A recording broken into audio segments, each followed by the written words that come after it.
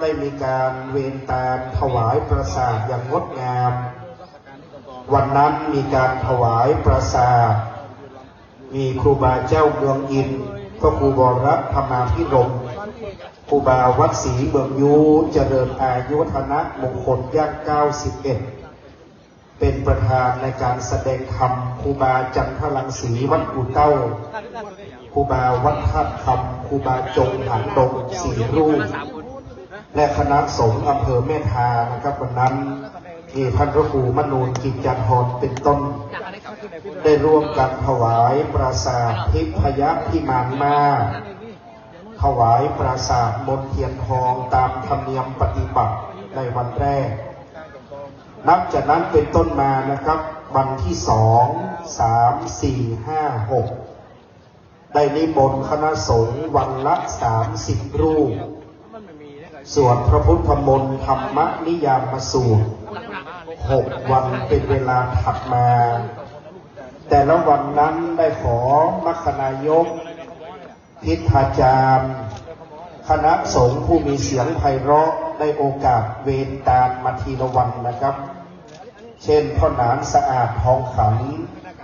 เช่นอาจารย์พระครูวิทิตธรรมนันท์วัดสวนดอกพระครูสังฆรักษ์คณะอัฏฐรัตนศิริวัดหริการามท่านอาจารย์พงเทพมนัสตรงได้โอกาสเวนตามโบราณประเพณีมาแต่ละวันในภาคเช้าวันนี้ครับคณะสงฆ์ภาค7ทั้งธรรมยุติกนิกายและมหานิกายมีหลวงพ่อที่ปรึกษาเจ้าคณะภาคหลวงพ่อเจ้าคณะภาครองเจ้าคณะจังหวัดเจ้าคณะอำเภอในเขตเชียงใหม่ในเขตลำปางในเขตจังหวัดแพร่และจังหวัดน่าน32 รูปในภาคเช้านี้นะครับสวดพระพุทธมนต์อาทิตตปริยายสูตรในภาคบ่ายนี้ในร่มบารมีหลวงพ่อพระเจ้าคุณพระเทพรัตนนายกวันนี้หลวงพ่อเจ้าคณะจังหวัดผู้เมตตานะครับผู้เป็นพระราชาคณะแห่งนครลำพูนจะเมตตาเป็นประธานนำคณะสงฆ์จังหวัดคณะสงฆ์อำเภอในป่าซางอำเภอแม่ทาและเชียงใหม่ส่วนหนึ่งโปรดเมตตาสวดมาติกาในภาคบ่ายเพราะในภาคเช้าเราได้ไหว้พระสมทานศีลไปเป็นที่เรียบร้อยโอกาสเวรตาครบถ้วนทุกประการครับในภาคบ่ายเดี๋ยวเราจะจุดธูปเทียนบูชาพระรัตนตรัยไหว้พระคณะสงฆ์นั้นจะสวดมาติกาแล้วจะกล่าวคำถวายกับปิยพันธ์สังฆเเจ้าภาพน้อมนำถวายเราจะรับพรจากพระสงฆ์แล้วจะแผ่เมตตาวันตาหลวงวันตาน้อยและจะทอดผ้าไตรบังสุกุลครับวันนี้เจ้าของรถงองูยอยักษ์6901เชียงใหม่6901เชียงใหม่กรุณาย้ายรถด้วยนะครับได้ประกาศไปตั้งแต่ตอนบ่ายเพราะว่าเจ้าหน้าที่จะต้องเชิญกล่องเพลิงเข้าทางนั้น6901เชียงใหม่งองูยอยักษ์ประกาศย้ายรถในเวลานี้ด่วนครับเดี๋ยวก็ขอประทานอนุญาตโอกาสเวลานะครับจากคณะสงฆ์ประมาณ10 นาทีซึ่งในขณะนี้หัววัดตามธรรมเนียมล้านนากำลังให้เมตตาทยอยเดินทางมาศรัทธาบันเฮาเนอร์ตันพระโคธรรมรงวีรพิทักษ์ทรงทรัพย์มหาวีโรตุปิแอมเป็นคนมีแบบแผนเป็นพระสังฆเจ้าที่เน้นเรื่องศาสนพิธีให้งดงามมาตลอดดังนั้นในการนี้การกิจการเรียบร้อยมาตลอดทั้ง7 วันกรรมการวัดเฮาคณะกรรมการวัดวายาวัจกรแก่วัดศรัทธาได้ร่วมด้วยช่วยกันในการปฏิบัติหน้าที่คนเฒ่าคนแก่ผู้สูงอายุดังนั้นตอนนี้รถ2 กไก่สสนา8613ย้ายรถเลยนะครับเชฟโรเลต8613กรุงเทพเปิดจะตั้งบอกไฟแล้วเนจะตั้งบอกไฟแล้วดังนั้นตอนนี้สาธุชน ตั้งใจให้อยู่ในอาการอันสำรวมตั้งจิตเป็นสมาธิท่านพระครูครั้งดำรงธาตุขันธ์อยู่นะครับเป็นพระสงฆ์ที่ใส่ใจเรื่องศาสนพิธีมาเป็นหลักโดยเฉพาะการประกอบพิธีพระราชทานเพลิงการประชุมเพลิงศพของพระสงฆ์การตั้งปราสาทพิมานทองการปรงศพในยามค่ำพระครูธรรมรงค์วีรพิทักษ์นี้นะครับคณะสงฆ์ได้ถวายบอกว่าเป็นคณะศึกษาดูงานท่านจะไปทุกงานเวลามีการพระราชทานเพลิงหรือประชุมเพลิงศพเพิ่นบอกว่าท่านพ่อครูเพิ่นหุมไปพอศึกษาดูงานวันนี้ไม่นึกไม่ฝันนะครับว่าท่านพระครูนั้นจะมาละสังขารไปก่อนงานท่านพระครูนั้นเราท่านทั้งหลายจึงช่วยกันจัดงานให้ออกมาอย่างเรียบร้อยประณีตและงดงามตามแบบแผนไม่ขาดแคลนซึ่งศรัทธาวันนี้สาธุชนเดินทางมาก็เข้านั่งที่รับรองนะครับในเต็นท์ส่วนราชการก็นั่งในเต็นท์สีขาวทิศเหนือถ้าเต็นท์เต็มแล้วก็ไปนั่งที่รับรองศาลาบาทศาลายาวที่อยู่ด้านหลังทางด้านใต้วิหารก็จะมีศาลาและเต็นท์อีกหลังหนึ่งที่จะรองรับสาธุชนพุทธบริษัทที่ให้เกียรติเดินทางมาในวันนี้ทุกส่วนทุกคณะนะครับดังนั้นสาธุชนเราท่านทั้งหลายวันนี้เราจะปฏิบัติหน้าที่ร่วมกันโดยเฉพาะสำนักงานวัฒนธรรมจังหวัดลำพูนอาจารย์พรและคณะ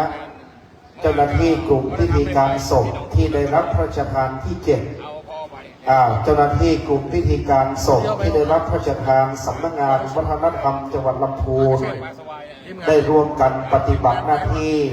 ศาสนพิธีการด้วยความเรียบร้อยและงดงามนะครับดังนั้นเราท่านทั้งหลายร่วมกันปฏิบัติร่วมกันบรรจงจับให้สมเจตนารมณ์ของท่านพระครูท่านพระครูว่าขีนใหญ่ตางโหนถือมันดีงามท่านพระครูมักจะสั่งไว้ตลอดนะครับว่าถ้ากูตายเอาอย่างนี้เอาอย่างนั้นจะเป็นระเบียบแบบแผนมากๆดังนั้นวันนี้หลวงพ่อพระครูมโนกิจจธรเจ้าคณะอำเภอแม่ทาคณะสงฆ์คณะศรัทธานะครับได้ร่วมกันปฏิบัติได้บรรจงจัดด้วยความเป็นระเบียบแบบแผนดังนั้นในการนี้เราท่านทั้งหลายได้ปฏิบัติหน้าที่ร่วมกันได้น้อมนำจัดนะครับตอนนี้ท่านพระครูอดุลศรีละกิจเจ้าคณะตำบลหายาเจ้าวัดธาตุคำวันนั้นท่านเมตตามาแสดงธรรม4แจ่งปราสาททิพยพิมานนาได้เมตตาเดินทางมาถึงนิมนต์หลวงพ่อขึ้นด้านบนวิหารนะครับ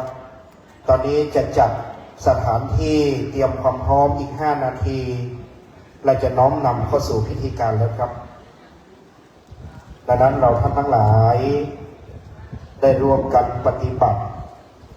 ได้ร่วมกันบรรจงจัดให้เป็นระเบียบแบบแผนคณะสาธุชนวันนี้ไม่น่าเชื่อนะครับอากาศร้อนแต่ว่ามีลมพัดตลอดทั้งวันครับ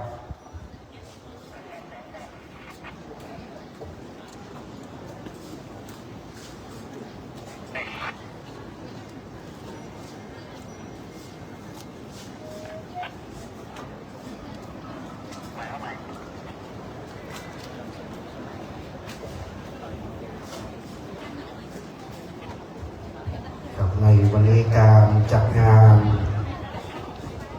ท่านพระครูมโนกิจจธรเจ้าคณะอำเภอแม่ทาวัดหาดกาศนี่นะครับหลวงพ่อเป็นผู้บริการการจัดงานถือเป็นประธานใหญ่เพราะว่าพระครูธรรมรงค์วีรพิทักษ์ท่านเป็นเลขานุการคนหลวงพ่อการจัดงานแต่ละวันนะครับหลวงพ่อวัดหาดกาศก็จะให้คำแนะนำชี้แจงบอกว่าแต่ละวันนั้นวันนี้วางแผนร่วมกันจะปฏิบัติอย่างไรให้งดงามแต่ละวันก็จะมีการปรับแบบแผนงดงามแต่ละวันครับจนถึงวันสุดท้ายวันนี้ท่านนาวาเอกเหมันศรีหสกพงศ์สุนทรก็ได้ให้เกียรติเดินทางมาถึงเพราะว่าจะติดตามท่านก็จะกล่าวถึงท่านพระครูตลอดว่าเป็น ตุเจ้าเสี่ยวกับเมืองมากไปไหนมาไหนแต่ก่อนตั้งแต่สมัยเป็นตุ๊กเป็นฮักร่วมกันเรียนที่เมธีวุฒิกรหลายรูปนะครับเช่นวัดหนองบัววัดสันตุดูวัดทาดอนชัยทาดอยข้างทาดอยคำทาหมื่นข้าวทาศรีไซมูลหริการามครูบาอาจารย์ที่มาร่วมปฏิบัติวัดโชคชัยปยางามในวงตระกูลสามกาก็มาครบดังนั้นตอนนี้ข้าราชการให้พร้อมด้านในเต็นท์พิธีการครับบัดนี้ตามกำหนดการที่จะได้น้อมนำบำเพ็ญกุศลในภาคบ่าย 13:30 นาทีจะบำเพ็ญกุศลถวายกัปปิยพันธ์สังฆทและบำเพ็ญกุศลก่อนการพระราชทานเพลิงศพปัจจุบันนี้จะเป็นการจุดธูปเทียนเครื่องนมัสการบูชาพระรัตนตรัยด้านหน้าวิหารกับผมขอเรียนเชิญคุณสมชายภูวงเจริญรัตนอุบาสกใหญ่ให้เกียรติเป็นประธานจุดธูปเทียนบูชาพระรัตนตรัยด้านหน้าวิหารขอเรียนเชิญท่านครับวันนี้ท่านร้อยเอกสายันสมบัตินามปฏิบัติหน้าที่ร่วมนะครับท่านผู้ชมน้องเราครับ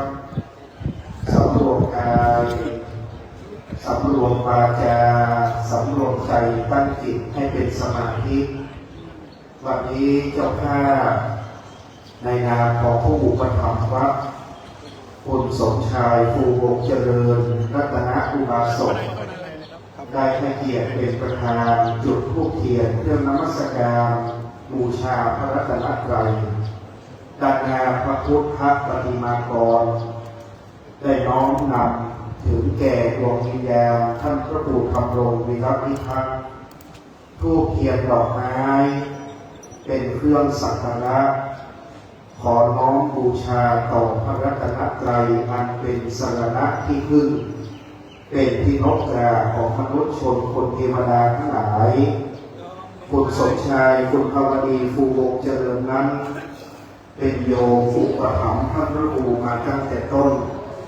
ท่านพระครูจะทำการศาสนกิจใดๆก่อสร้างใดๆครอบครัววงตระกูลภูวงเจริญ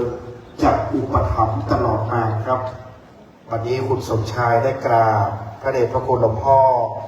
ท่านเจ้าคุณพระเทพรัตนนายกเจ้าคณะจังหวัดลำพูนท่านเจ้าคุณพระเทพปัญญาโมลี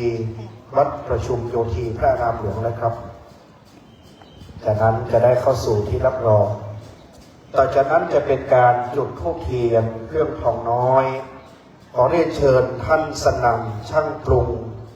ในนามของท่านผู้อำนวยการหนองแก้วอุตโนมอบหมายสำนักงานพระพุทธศาสนาจังหวัดลำพูนจะได้จุดธูปเทียนเครื่องทองน้อยขอเรียนเชิญท่านสนั่นช่างปรุงครับขอทิพย์พระดวงวิญญาณแห่งพระครูธรรมรงค์วีรพิทักษ์ทรงศักดิ์มหาวีโรอยู่สถิตเสถียรสำราญในทิพยพิมานใดขอได้โปรดมาเป็นปัตตาอนุโมทนาซึ่งคณะสงฆ์ศิษยานุศิษย์สาธุชนได้กระทำบำเพ็ญในส่วนของการทักษิณานุปทานและพระราชทานเพลิงศพในการนี้นะครับธูปเทียนดอกไม้เป็นเครื่องสักการะขอน้อมบูชาต่อพระรัตนตรัยอันเป็นที่พึ่งที่เคารพสูงสุดเราจะน้อมกับพระสาธุชนกราบหนึ่งกราบสองกราบสามอิมินาสักการเรนะพุทธังปูเชมิอิมินาสักการเรนะ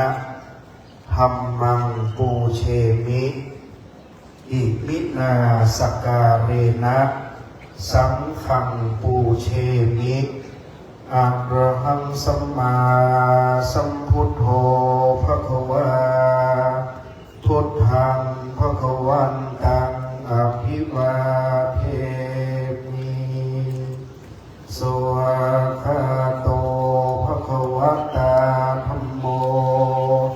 ธัม มังนัมมัสสามิสุปฏิปันโนภควโตสาวกสังโฆสังฆังนะมามิหันธรรมยังพุทธัสสะภควโตบุพพาคณมังรังกโรมะเสนะโมตัสสะภะคะวะโตอะระหะโตสัมมาสัมพุทธัสสะนะโมตัสสะภะคะวะโตอะระหะโตสัมมาสัมพุทธัสสะนะโมตัสสะภะคะวะโตอะระหะโตสัมมาสัมพุทธัสสะขอเดชพระคุณท่านเจ้าคุณพระเทพรัตนนายกเจ้าคณะจังหวัดลำพูนเจ้าวาดวัดพระธาตุภูมิชัยวรมหาวิหารจะเมตตานำคณะสงฆ์สวดมัทธิกาณบัดนี้ครับนะโมตัสสะภะคะวะโตอะระหะโตสัมมาสัมพุทธัสสะนะโมตัสสะภะคะวะโตอะระสัมมาสัมพุทธัสสะนะโมตัสสะภะคะวะโตอะระหะโตสัมมาสัมพุทธัสสะกุศลธรรมะอากุลธรรมะอัปปยากตาธรรมะสุขายเวทนายสัมปยุตตาทุกขายเวทนายสัมปยุตตาธรรมะทุกขมาสุขายเวทนายสัมปยุตตามาวิปากธรรมะวิปากธรรมะธรรมะเนวะวิปากนาวิปากธรรมะมาอุปาทินโนปาดานิยาธรรมะอนุปาทินโนปาดานิยา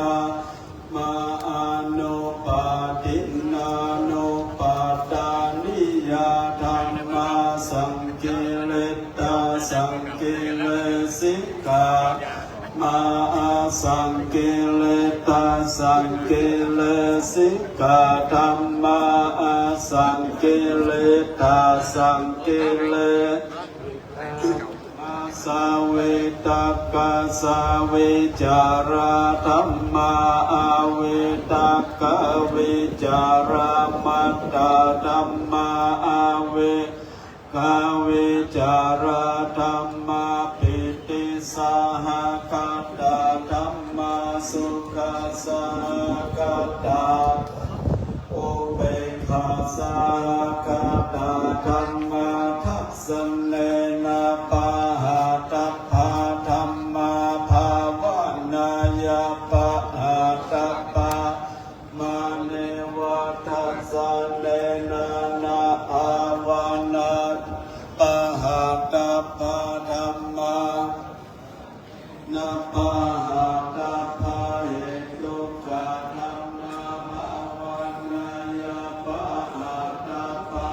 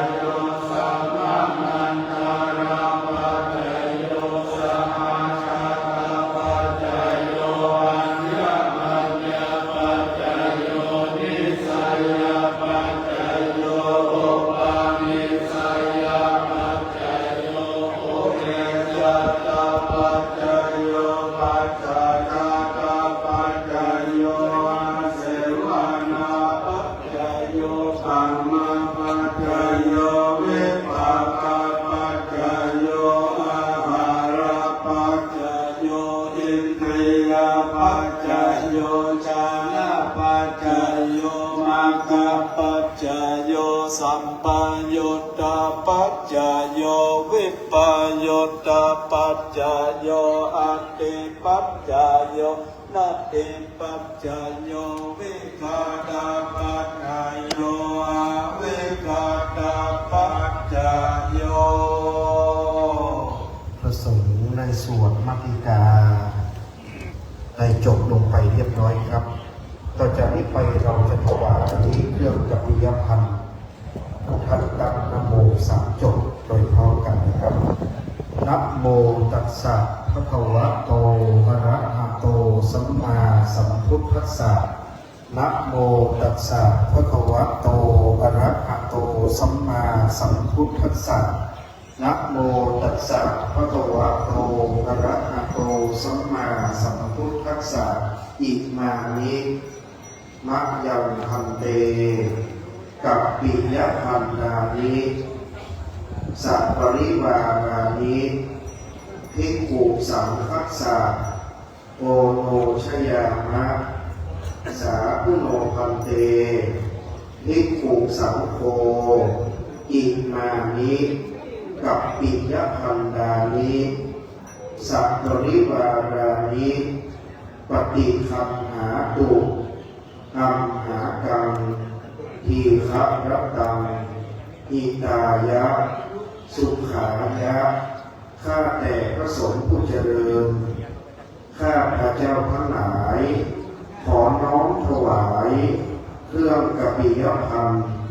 กับทั้งของบริวารทั้งหลายเหล่านี้แด่พระสงฆ์ขอพระสงฆ์จงรับเครื่องกัปปิยพันธ์กับทั้งของบริวารทั้งหลายเหล่านี้ของข้าพเจ้าทั้งหลายเพื่อประโยชน์เพื่อความสุขแก่ข้าพเจ้าทั้งหลายแก่ดวงวิญญาณพระครูธรรมรงค์วีระพิทักษ์ผู้มรณภาพไปแล้วตลอดกาลนานเทอญสาธุพระสงฆ์เมตตา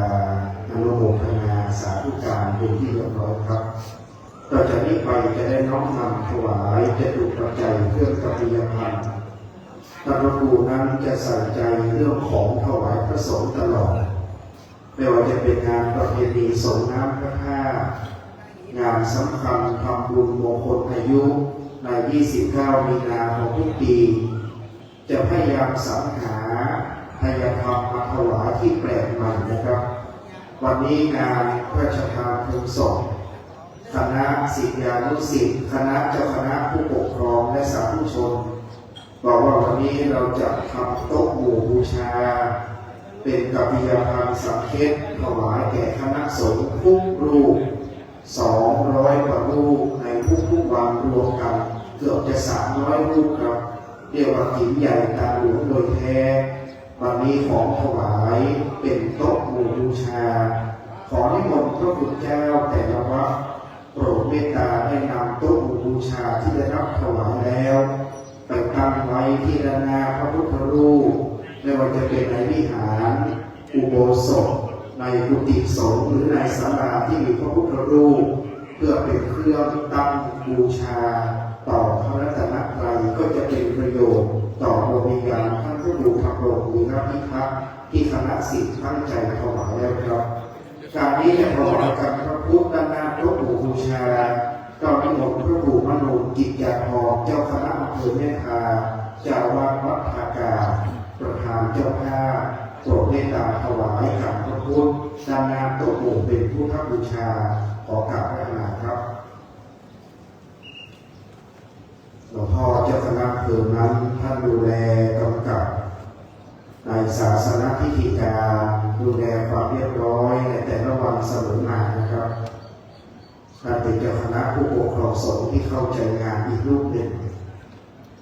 ต่อจากนี้ไปถวายที่หลวงพ่อพระเทพรัตนนายกประธานสงฆ์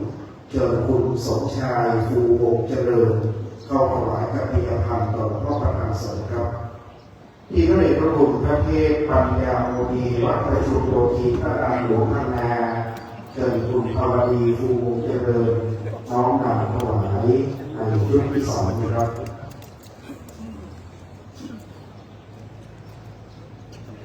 ต่อไปจะเป็นเจ้าภาพที่ได้รับเป็นเจ้าภาพปฏิญาณไว้นะครับได้น้อมนำร่วมด้วยช่วยกันถ้าได้มีรายงานแล้วลุกขึ้นไปบนวิหารถ้าใดถึงก่อนประเคนก่อนประเคนเสร็จกลับที่นั่งรับรองนะครับประสบท่านจะได้ให้พรเจ้าภาพสังฆทานเรียนเชิญคุณสมรวยจากจังหวัดสมุทรสาครคุณแม่บัวจอมอยู่แท้คุณไพพงศ์อยู่แท้ที่บนวิหารเลยครับคุณแม่บัวบินสุนทรเวชเจ้าภาพการสวดหน้าไฟ4 ชุดถวายพระสงฆ์เจอคุณแม่บนวิหารเลยนะครับคุณแม่สมบูรณ์สร้างยองคุณแม่วิไลธรรมเขียวคุณพัชรินทร์บักษาท่านกำนันสมบัติใหม่หลวงกาแม่หลวงอินทิพย์ลพบุรีพ่อหลวงพัทรพลเสียงเอกพ่อหลวงพีรพลเจกาพ่อหลวงบัญชาคำบุญนายศรีวันคำรองนายสำเร็จมาหลวงคุณลุงเพนพาเจกานายจรัญทิยกาคุณพ่อเจริญสังกานางทองเพนดีกิกาแม่อภรไพศรีนายทวีวัฒน์บารมีข้าวหลามประเสริฐคำกาคุณเพียงตะวันสุขสวัสดิ์นางพรศรีขีเมฆนายชัยชนะชนันชัยนางพัชรีภูมานางสาวชุลดาโยกาแม่สพสมศรีสาวพามี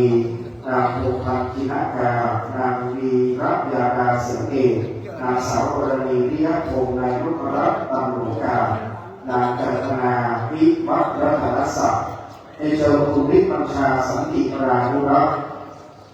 เชิญคุณธรรมะสาวิกาคุณการยารัตนพงศ์อาจารย์คำพรสาวพามีนางเพ็ญจันทร์ใหม่หลวงนางกิติยาของใจกานางพานีน้อยเครือคุณพระบรมราชสารกาครับเจ้าข้าคุณยุทธการโสภารัตน์นะครับคุณอาจารย์อุบลธรรมนายสิทธิชัยชักเนานางสาวกมลรัตน์แดงสุรินทร์นางสาวพรชิตาเศร้าหน่อแก้วนางสาวหนุ่มรักคุณนาครูนรงค์พินากา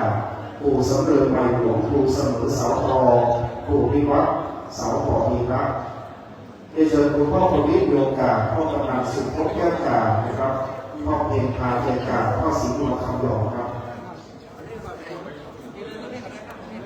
เข้าในเลยครับเข้าในวิหารเลยขอประกาศย้ำนะครับสังฆารับเอาหรือสังฆาต่างบ้านที่ได้รับเป็นเจ้าภาพยอดการถวายสงฆ์เป็นเจ้าภาพโต๊ะหมู่เจ้าภาพสังฆทบางวันเขาประกาศวันที่1บางวันเขาประกาศวันที่2เอาประกาศวันที่2เจ้าภาพมาวันที่1ที่ตรงนี้ครับเอาประกาศวันที่5เจ้าภาพมาวันนี้ตรงนี้ดังนั้นบางคนก็ได้ยินชื่อแม้ครับยอดสั่งไปตั้งแต่เย็นนะครับเพื่อประกาศถึงวันมาเลยแต่บางทีพอมาวันที่3ชื่อพอมามีวันที่2นี่นะครับเอามาเป็นกุศล7 วันดังนั้นนะครับวันนี้หลวงพ่อจะมานำเรือสักเป็นต่างหลวงพ่อจะมานำเรือมานะครับถือว่าเราประกาศในระหว่างไม่ตรงวันออกลูกไปเรียนได้เลยนะครับท่านรักษาเราเป็นเจ้าภาพได้รับเป็นเจ้าภาพยอดปัจจัยถวายสงฆ์แล้วเข้าไปในเลยได้รับเป็นเจ้าภาพโต๊ะหมู่ที่เราถวายสงฆ์แล้วถ้าไม่ได้ยินชื่อวันนี้แสดงว่าชื่อท่านอยู่วันอื่นประกาศแล้วนะครับแต่ว่าเราอาจจะมาไม่ตรงวันขอให้ไปประเคนถวายวันนี้เลยครับลูกเล่นเดินไม่ถือโอเคนะแต่ระวังคณะเจ้าหน้าที่ตำบลวิหารนะครับช่วยดูแลกำกับ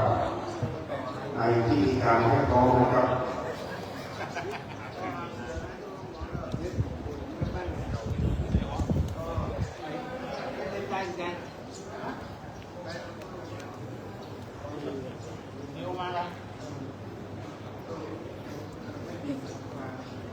คณะตอนนี้เราถวาย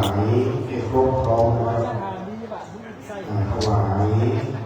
จะตุปัจจัยทายธรรมให้ทั่วตอนนี้ได้เป็นความพร้อมในการประกอบพิธีอันสำคัญตอนนี้เราทั้งหลายประเคนเสร็จกับที่รับรองเน้นนะครับท่านใดไม่มีชื่อไม่ได้ยินชื่อผมอาจจะประกาศหลายวันนะครับวันที่1 2 3 4 5 6 บางท่านมาวันที่6บางท่านมาวันที่2ชื่อไปอยู่วันที่3นะครับเพราะว่าพยายามจะลงให้มันลงล็อกชื่ออาจจะสลับนิดนึงนะครับเดี๋ยวการทอดผ้าก็เหมือนกันครับจะพยายามประคับประคองเพราะมันจะดูรายชื่อบางชุดไม่ได้เขียนนะครับผมจะจำด้วยตัวเองเดี๋ยวจะต้องดูว่าใครมาท่านใดมาพยายามจะจำได้อย่างเช่นคณะคุณสมชายจะจำได้ทุกคนคุณอูจันคุณประภัสราและคณะจะจำได้หมดดังนั้นเดี๋ยวถ้าหากชื่ออาจจะไม่ลงล็อกลงตัวเดี๋ยวผมจะดูให้หมดนะครับ ถ้าหากว่าขาดตกบกพร่องไปขออภัยด้วยนะครับให้งดงามประเคนครบแล้วนะครับนิมนต์หลวงพ่อเจ้าคณะจังหวัดเมตตานำคณะสงฆ์อนุโมทนาครับยะถาวาริวหาปุราปริปุเรนติสาครังเอวเมวะอิโตทินังเตตานังอุปกัปปติอิจิตังปฏิตังตุมหังคิปเมวะสมิจจตุ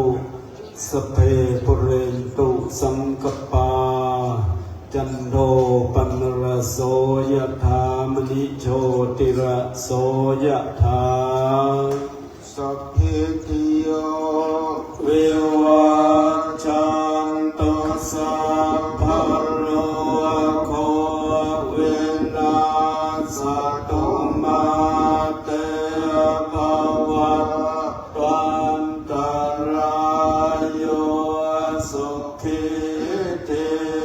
กายุโกภวสัพเพติโยวิวัชชันตุสัพพะโรโควินาศตุมาเตภวัตวันตรายโยสุขิติกายุโกภวสัพเพติโยวิวัชชันตุสัพพะโรโควินาศตุมาเตภวัตวันตรายโยสุขิติกายุโกภวะภิวัฒนาสิริสเนจังวุฒาปัจจายโนจัตตารโอธรรมาวัฏันติอายุวันโนสุขังภาลังทาสิเมอากาสิเมยาติเมตตาสังฆาจาเมเปตานังกังทินังดัจจาปุเปกตมโนสรังนาหินังวาโสโกวายาวันยาปาริเทวนานาตังเปตานามาทายะเอวังติทันติยาตายโยอายัญจะโคตาคินาตินาสังฆามิสุปฏิติตาเทคารัตตังนิตายาสัทธานาโสอุปกัปปติโสยาติธัมโมจะอายังติคาสิโตเปตานาโป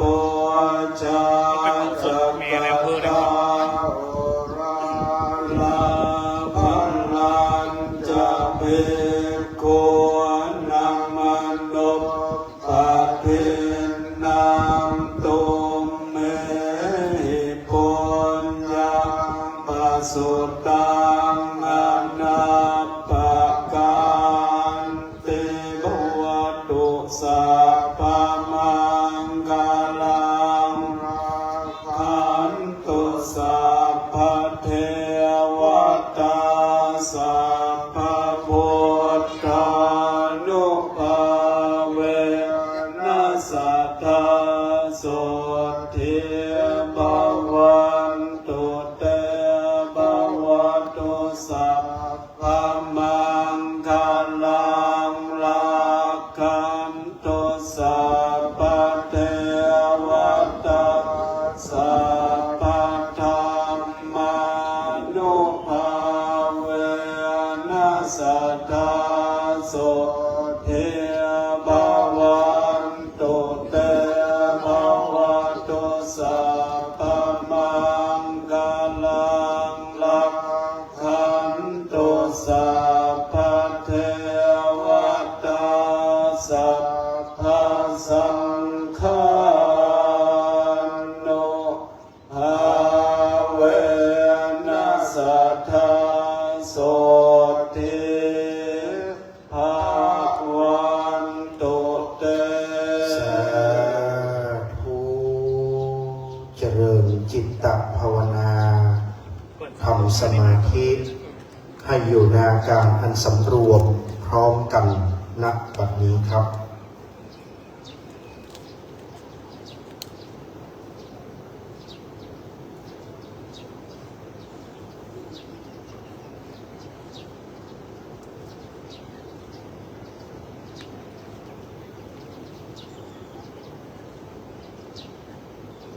พอสมควรแก่เวลาตั้งกรรมพัฒนาแต่เจ้ายังไม่ได้แผ่เมตตาเฮาว่าอิตังยังกินจิตตอนบ่ายแผ่เมตตาก่อนเลยนะครับอิตังตานากัมมังนิพพานาปัจจยโยโหตุโนจังอิตังศีลากัมมังนิพพานาปัจจยโยโหโนนิจังอิตังภาวนากัมมังนิพพานาใจโยโหตุโนนิจังยังกิมจิกุศลังกัมมังกัตตปังเปหิกตังปุญญังโนอนุโมตันตุนันตุพนโตเยเตวาอักสมิงทาเนติตาติขายุกาสัพพาหนตุสัพเพสัตตาสุอัตตานังปริหารันตุมาตาปิตาโรสุขิตาหนตุข้าพมุจจันตุสัพเพยาตกาสุตาหนตุตุข้าพมุจจันตุสัพเพอัจญาตกาสุตาหนตุตุข้าพมุจจันตุสัพเพปิสาจะสัพเพขาสัพเพเปตาจะสุขิตาหนตุตุขามุจจันตุสัพเพนักขัตตาสุขิตาหนตุตุขามุจจันตุสัพเพเทวาสุขิตาหนตุตุขามุจจันตุสัพเพอาจาริโยปัชฌายาสุตาหนตุตุขาปมุจจันตุสัพพะสัพปติโยสัพชันตุโวสมิละสังขารธรรมพระครูธรรมรงค์วีรพิทักษ์อยู่ยังวัดศรีมงคลบรรทาเมืองเลิศวันสุดท้ายจักลาพระบทพระบาทพระธาตุพระธรรมพระพุทธปิมปาสารูปอันอยู่ในวิหารและโบสถ์วันตาหลวงพร้อมกันพระครูลาวัดเนอวันตามิพุทธังสัพพะเมวะสังฆมาธรรมเมพันเตวันตามิธรรมังสัพพะเมวะสังฆมาธรรมเมพันเตวันตามิสังฆังสัพพะเมวะโตสังธรรมเมพันเตวันตามิกรุปัชฌายาจาริเยสัพพะเมวะโตสังฆมาเมพันเตวันตามิกัมมัฏฐานังสัพพะเมวะโตสังฆมาเมพันเตวันตามิอาราเมปัฏฐสีมังสัพพะเมวะ สังฆมาธัมเมพันเตวันตามิเจติยังสัพพัทธาเนสุติทิตาสนิราธาตุโยมหาโพธิงสักกัลลังพุทธะปังสัตตานากะโลเกเตวะโลเกพรหมะโลเกจัมปูลังกาติเปสนิราธาตุโยเกสาธาตุโยอระหันตาธาโยเจติยังกันทะกุติงจตุราสีติหัสเสธรรมขันเทสเปสัมปาตะเจติยังจะอะหังวันตามิสัพพะโสสังฆธรรมท่านพระครูธรรมลงวิรพิทักษ์ก่อนสู่มาก่อนติจักโป๋งในยามคืนพระมหาเถระอันมีบนวิหารนั้นหากมีหลวงพ่อพระครูพิบูลพระคณะพิธานที่ปรึกษาเจ้าคณะตำบลทาปดุกวัดทาปดุกพ่อครูโกศลวรการที่ปรึกษาเจ้าคณะตำบลทาขุเงินวัดทาสีปานและหลวงพ่อพระเทพรัตนนายกเจ้าคณะจังหวัดลำพูนเป็นต้นวันตาหลวงครูบาพระมหาเถระตำบลก่อนนะครับเนอวันตามีพันเตสัพพังอัมปะราพังมันทะเมพันเต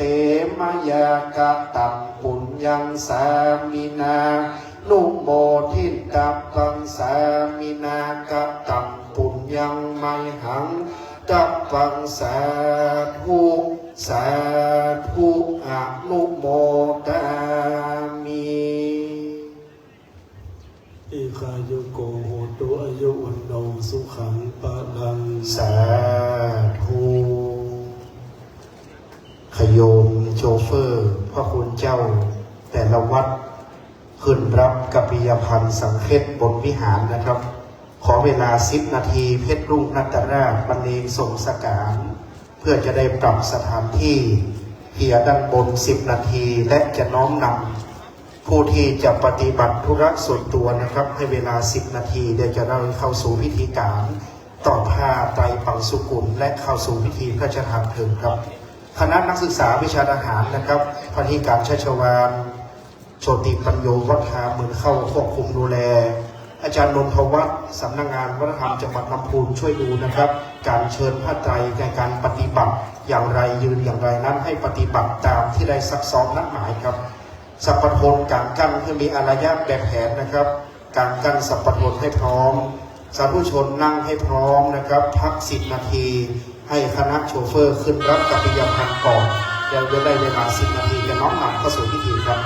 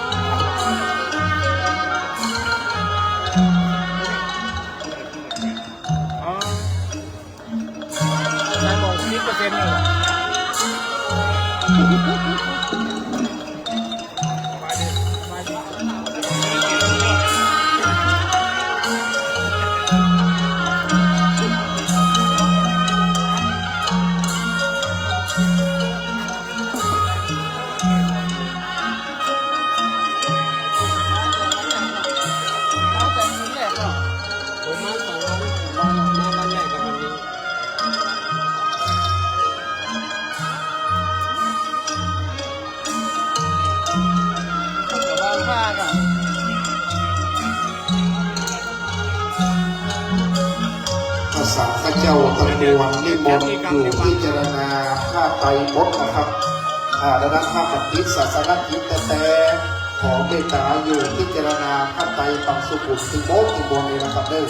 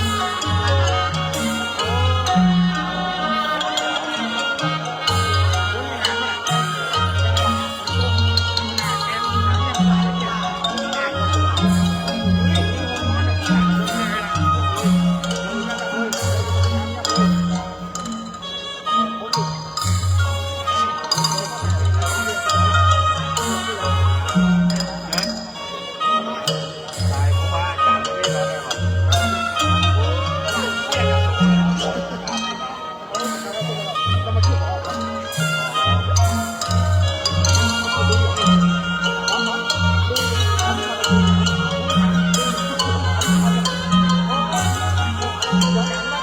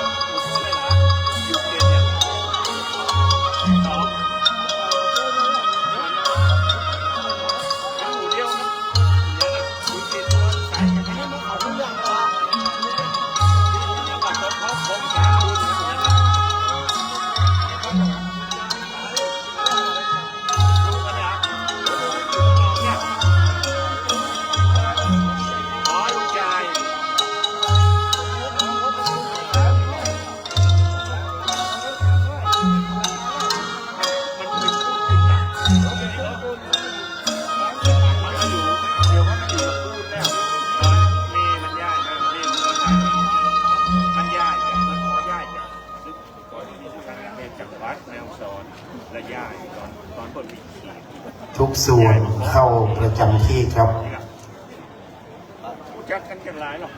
วันนี้ครบ10 นาทีนะครับที่ได้จัดเตรียมนัดหมายเข้าสู่พิธีการอันสำคัญตอนนี้คณะที่เราจะได้ปฏิบัติร่วมกันนะครับ12 ชุดละ6 ไตรนำเรียนอาจารย์พรหรือจำวันนะครับสำนักงานวัฒนธรรมจังหวัดลำพูนในการวันนี้เราท่านทั้งหลายคณะศิษย์จากกรุงเทพมหานครคณะศิษย์ลำพูนเชียงใหม่คณะศิษย์ที่เป็นคณะสงฆ์องค์สมณเณรคณะสหธรรมิกคณะครูบาอาจารย์ของพระครูธรรมรงค์วีรพิทักษ์ได้ร่วมกันนะครับจากประคับประคองให้งดงามตามที่ได้ชี้แจงและซักซ้อมไปวันนี้รายชื่อรายนามนั้นนะครับก็จะพยายามนำเรียนวันนี้เจ้าภาพที่มาทำบุญวัดศรีมงคลตั้งแต่สมัยท่านพระครูธรรมรงค์วีรพิทักษ์ยังดำรงธาตุขันธ์อยู่ก็มาครบวันนี้ก็จะจำชื่อจำเจ้าภาพได้ขึ้นใจเพราะเราท่านทั้งหลายได้ปฏิบัติหน้าที่ร่วมกันนะครับคณะที่จะเชิญพระไตรให้เตรียมความพร้อมวันนี้ทีมงานไลฟ์สดไลฟ์เฟซบุ๊กเหนือเรคคอร์ดลูกศิษย์เดียวกันกับคณะบรรเลงคณะแห่สามัคคีเจ้าภาพทุกส่วนนะครับนิวทองคำเทพชัตเตอร์เจ้าภาพสลาฮู้เจ้าภาพชัยมงคลศิลป์เปรมศิลป์มงคลศิลป์ต้อมบันทาคณะทุกส่วนนะครับได้ปฏิบัติหน้าที่ประจำการของเราวันนี้ทีมงานช่างภาพถ่ายทอดสดไลฟ์เฟซบุ๊กให้พร้อมครับคณะส่งสการวันนี้จะอยู่ด้วยกันจนแล้วเสร็จสำเร็จวันนี้คุณจิรการสุพรรณรัตน์สัญญาใจกันนะว่าวันนี้ต้องแล้วเสร็จแล้วจึงกลับปาดกองของวงเพชรรุ่ง2 คืน 2 วันจะได้ว่า2 คืนเพราะคืนนี้กับคืนแล้วคืน 1คืนนี้ตี 3เนิ่มปิดก่อนมีการเช็คชื่อวันนี้ท่านพระครูทุกส่วนนะครับเป็นคณะศิษย์คณะปฏิบัติงานทุกส่วนคณะสำนักงานวัฒนธรรมทั้งเชียงใหม่ทั้งลำพูนทั้งพิษณุโลกทั้งกรุงเทพวันนี้ขอให้ปฏิบัติร่วมกันเป็นศิษย์คณะลูกหลานทีมงานศรีมงคลทางเหมืองลึกปฏิบัตินะครับร้อยเอกสายันสมบัตินันท์ท่านพระครูจะถามตลอดว่าวันนี้ลุงสายันมาไหมก็ปฏิบัติควบคุมดูแลสรรพทนให้หน่อยครับวันนี้ภาคเช้าอาจารย์พงเทพก็ได้ดำเนินศาสนพิธีการล้านนาอย่างงดงามภาคบ่ายวันนี้ตามเถรบัญชาของหลวงพ่อเจ้าคณะจังหวัดรองเจ้าคณะจังหวัดเถรบัญชาของท่านพระครูมนูนกิจจพรก็น้อมรับปฏิบัตินะครับวันนี้งดงามอาจารย์พระครูธรรมพรสุพรรณัฐอาจารย์พระครูเทพพระวงศ์ประสิทธิ์ได้นั่งข้างล่างกับหลวงพ่อมาเป็นกำลังใจให้พิธีกรก็วันนี้ชื่อเยอะเจ้าภาพเยอะและที่สำคัญพระสงฆ์เยอะเป็นพิเศษนะครับวันนี้ไม่ให้ขาดครูบาอาจารย์บ้านเมืองเราเมตตาท่านพระครูว่าฝนยามแล้งไม่มีฟ้ามีฝนทำบุญอายุมงคลทุกปีจะทำ29วันนี้เป็นวันรวมเหมือนทุกปีที่ท่านพระครูทำบุญสืบชะตานะครับเอาวันที่22ดังนั้นวันนี้เราท่านทั้งหลายทุกส่วนให้ประจำการโต๊ะผ้าไตรแม่สอทอนะครับและคณะจะเป็นผู้ปฏิบัติแม่สอทอเสกศรีจะดูนะท่านแม่ครูอภรสอทอคณะครูผู้ช่วยคณะกรรมการท่านกำนันพจน์และคณะนะครับปฏิบัติหน้าที่ วันนี้ท่านนายกเทศมนตรีทั้งทากาทั้งทาพุ่มหลวงท่านสจ.กำนันผู้ใหญ่บ้านสารวัตรแพทย์ผู้ช่วยครบถ้วนนะครับถ้าพร้อมและให้สัญญาณก็จะน้อมนำเข้าสู่พิธีการอันเป็นระเบียบคณะผู้เชิญผ้าไตรแดดจะร้อนฝนจะตกหรืออะไรเกิดขึ้นก็ตามให้ยืนตั้งมั่นสาธุชนที่อยู่ในเต็นท์อยู่ในศาลานะครับอากาศจะร้อนอย่างไรถ้าใจเราเย็นอยู่ตรงไหนก็ได้ถ้าใจร้อนอยู่ตรงไหนก็ไม่ได้นะครับร้อนอกร้อนใจพี่น้องบรรทามาว่าอยู่ไหนกินไหนก็พร้อมได้ดังนั้นให้อยู่ด้วยความเรียบร้อยดังนั้นด้วยความเรียบร้อยงดงามเป็นความพร้อมดังนั้นให้เรียบร้อยเป็นระเบียบแบบแผนอากาศร้อนกายพัดลมพัดหรือมีลมพัดมาหรือก็หายนะครับแต่ถ้าใจร้อนใจอยู่ที่ไหนก็อยู่ไม่ได้ดังนั้นถ้าร้อนให้มีพัดลมมือถือนะกระดาษสมุดพัดเองนะครับเป็นพัดลมมือถือตอนนี้ชื่อนามใกล้พร้อมพิธีการใกล้สำเร็จงดงามตามที่เราได้ปฏิบัติวันนี้ประคองพระไตรให้พร้อมครับลูกหลานเจ้าหน้าที่สัมปทานนักศึกษาวิชาทหารแม่ทาวิทยาคมทาขุนเงินวิทยาการปฏิบัติหน้าที่การกั้นนะครับเตรียมความพร้อมสาธุชนเตรียมความพร้อมทุกส่วนผู้เชิญพระไตรเตรียมความพร้อมทุกท่านอากาศร้อนก็คืออดเอาเนื่องใหญ่ละเราท่านทั้งหลายครับเดี๋ยวเสร็จพิธีคนที่ยืนกลางแดดคนที่เชิญพระไตรเสร็จพิธีมีรางวัลให้นะน้ำดื่มเย็นคนละขวดได้แน่นอนดังนั้นปัจจุบันนี้ครับจะน้อมนำเข้าสู่พิธีการอันสำคัญปัจจุบันนี้เจ้ากระผมขออนุญาตโอกาสจากพระมหาเถระพระเถรานุเถระเจ้าคณะพระสังฆาธิการทุกรูปนะครับจะเป็นการทอดพระไตรบังสุกุลไตรเปิดบัดนี้พระไตรบังสุกุลไตรเปิดขอเรียนเชิญคุณสมชายฟูวงเจริญรัตนอุบาสกประจำล้านนาจังหวัดลำพูนผู้ให้การอุปถัมภ์วัดศรีมงคลทาเหมืองลึกเรียนเชิญคุณสมชายครับคุณสมชายเป็นเจ้าภาพผู้อุปถาก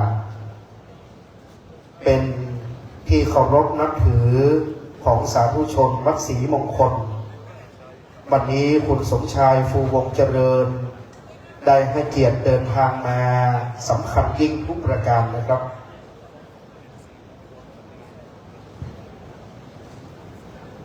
การบัดนี้เจ้ากระผมมันเป็นสิทธิ์ขอประทานอนุญาตกราบรัตนาพระเดชพระคุณหลวงพ่อทัตเจ้าคุณพระเทพปัญญาโมลี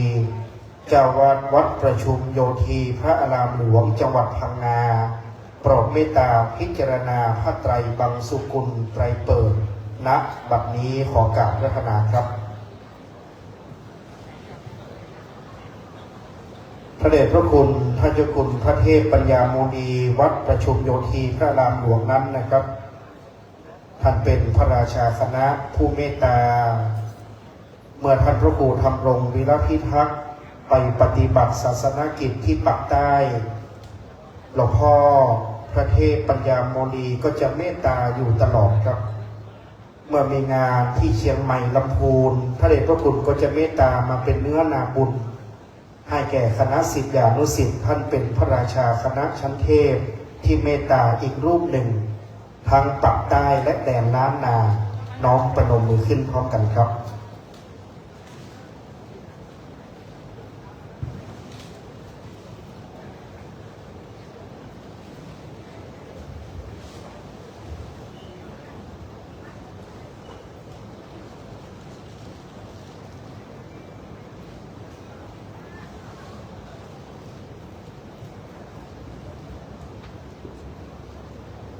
กราบในเมตตาในร่มบารมีพระเดชพระคุณพระเจ้าคุณพระเทพปัญญาโมลีครับเจ้าวาดวัดประชุมโยธีพระอารามหลวงจังหวัดพังงา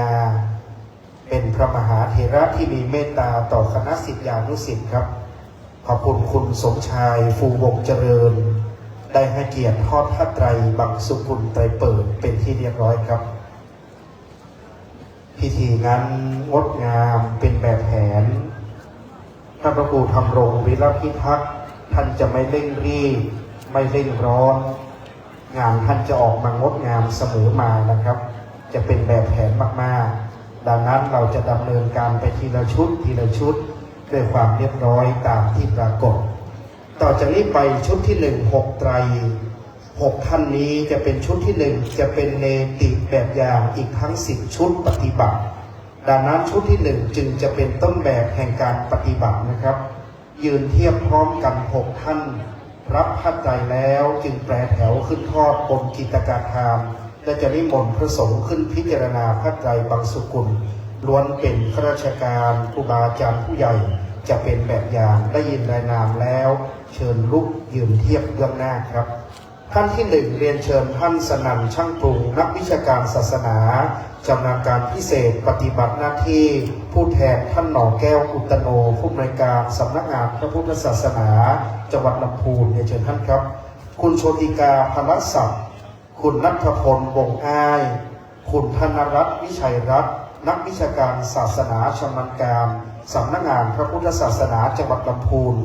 อาจารย์จักรพงศ์ปงกันคำท่านดร.พุทธิวัฒน์ชัยวุฒนาวุฒิขอเรียนเชิญ6 ท่านในลำดับที่1ขอเรียนเชิญท่านครับในชุดนี้6 ท่านน้อมนำปฏิบัตินะครับท่านอาจารย์จักรพงศ์ปงกันคำท่านดร.พุทธิวัฒน์ชัยวุฒนาวุฒิได้ตั้งจิตอันใสสุดน้อมนำบุญกุศลอันสำคัญยิ่งได้ทอดผ้าไตรในชุดที่1เป็นแบบอย่างนะครับพร้อมแล้วรับผ้าไตรครับในชุดที่1ณบัดนี้ครับจากนั้นจะได้รับเกียรติจากท่านผู้มีเกียรติข้าราชการขึ้นทอดผ้าไตรจำนวน6 ไตรสถานที่ดีงามศาสนพิธีเรียบร้อยลำดับขั้นตอนงดงามเป็นระเบียบอย่างนี้จึงจะขึ้นชื่อว่าพระครูธรรมรงค์วีรพิทักษ์ทรงศักดิ์มหาวีโรต้องอย่างนี้ครับงดงามทุกประการชุดที่1นะครับในร่มบารมีของพระมหาเถระอันเป็นเจ้าคณะผู้ปกครองการนี้กราบนิมนต์พระเดชพระคุณพระเจ้าคุณพระศรีธรรมโสพลปริยธรรม9 ประโยครองเจ้าคณะจังหวัดลำพูนวัดพระธาตุหริพูนชัยท่านพระครูวิบูลย์เกติยาธรผู้ช่วยศาสตราจารย์รองเจ้าคณะจังหวัดลำพูนวัดม่วงโตนบ้านโพงพระครูสิริสุดาพิมลด็อกเตอร์เจ้าคณะอำเภอทุ่งหัวช้างวัดสุพรรณรังสีพระครูสุธีธรรมาภิรัตน์เจ้าคณะอำเภอจังหวัดลำพูนธรรมยุทธวัดป่ารัชดารามพระครูสิริสุตานุยุทธรองศาสตราจารย์ด็อกเตอร์รองเจ้าคณะอำเภอเมืองลำพูนวัดป่าเหวผู้อำนวยการวิทยาลัยสงฆ์ลำพูนและพระครูกิตติปริยัตินิเวศรองเจ้าคณะอำเภอเมืองลำพูนวัดแม่สามป่าขามขอนิมนต์6 รูปชุดที่1ครับในร่มบารมีของพระมหาเถระบารมีธรรมของพระเถรานุเถระเจ้าคณะพระสังฆาธิการได้เมตตาต่อคณะศิษยานุศิษย์วันนี้สัพพทนกลางกั้นนะครับสัพพทนล้านนาสัพพทนเมืองเป็นการถวายความเคารพกลางกั้นถวายแต่คณะสงฆ์ผู้เมตตาครับวันนี้หลวงพ่อรองเจ้าคณะจังหวัดท่านเจ้าคุณพระศรีธรรมโสพลมาตั้งแต่เช้างดงามยิ่งครับครูบาอาจารย์ท่านเมตตาสาธุชนได้น้อมนำปฏิบัติร่วมด้วยช่วยกันนะครับ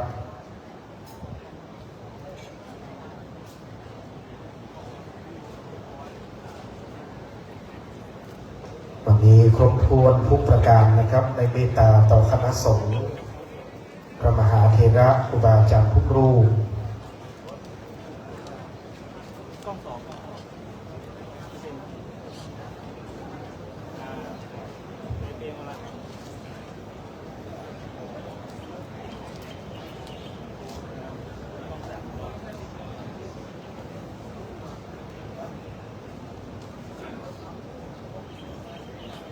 สาธุชนน้อมประนมมือขึ้นครับ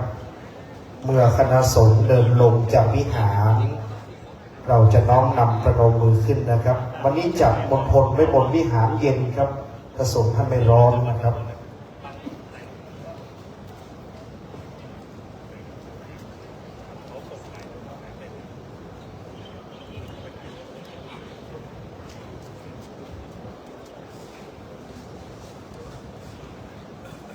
กราบนมัสการขอบพระคุณพระคุณเจ้าทั้ง6รูปชุดที่1ครับวันนี้จัดไว้บนวิหารนะครับด้วยวิหารวัดศรีมงคลนี่เป็นวิหารขนาดใหญ่สมัยนั้นครูบาอาจารย์บัณฑานี่นะครับนับแต่ครูบาไลพรหมสโรคือพระครูอาภรณ์พรหมคุณครูบาหลวงวัดทากาวิหารก็ใหญ่วิหารใหญ่หลังที่2ของบัณฑานี่นะครับคือวัดศรีมงคลสมัยนั้นครูบาคำมูลธรรมวิชโยสร้างวิหารหลังใหญ่เอาไว้เป็นอนุสรณ์ดังนั้นวันนี้เราจัดพิธีการรับรองเก้าอี้อาสงบนวิหารเย็นครับวิหารครูบาคำมูลนี่ไม่ร้อนก็จึงจัดไว้ด้านบนงดงามทุกประการนะครับแต่สมัยครูบาไลครูบาคำมูลนี่ท่านสร้างดีไว้ให้ลูกสร้างผูกไว้ให้หลานงดงามต่อศิษยานุศิษย์ครับชุดที่2ครับในการนี้ประกอบด้วยผู้มีเกียรติ6ท่าน1ท่านประกอบยอดยาอดีตท่านนายอำเภอแม่ทาครับท่านนายกวิทยวัฒน์จอมขันเงินท่านนายกเทศมนตรีตำบลหาดทุ่งหลวงรองเจริญทิพย์กาดรองนายกเทศมนตรีตำบลหาดทุ่งหลวงเชิญเลยนะครับรองภูมิธนิตต้อกาท่านรองนายกเทศมนตรีตำบลหาดทุ่งหลวงคุณธีรวุฒิสมวเวียงและคุณเมืองคำแสงกาที่ปรึกษานายกเทศมนตรีครับวันนี้ท่านประกอบยอดยาอดีตพ่อเมืองแม่ทาพวกเราก็ให้เกียรติมาด้วยวันนี้ท่านประกอบนะครับก็ไม่ทิ้งแม่ทาครับเกษียณอายุราชการแล้วท่านยังมาให้เกียรติต่อคณะสาธุชนคนบ้านทาอยู่นะครับ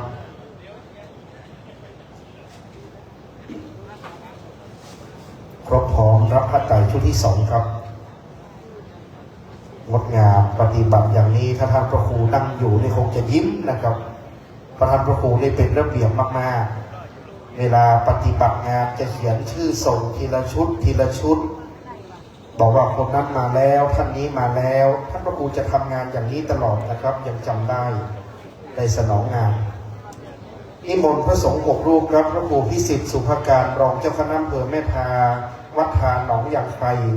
พระครูโกศลวรการเจ้าคณะตำบลทาขุนเงินกิติมศักดิ์วัดทาศรีปานพระครูพิบูลพัฒนพิธานที่ปรึกษาเจ้าคณะตำบลทาประดุกเขต2วัดทาประดุกพระครูอมรธรรมวงศ์เจ้าคณะตำบลแม่ทาทาเหนือวัดศรีบุญเรืองบ้านทาท่าข้ามท่านพระครูบรรพตขันตยานุยุทธเจ้าคณะตำบลทากาศทาทุ่งหลวงวัดทาใบคำครับ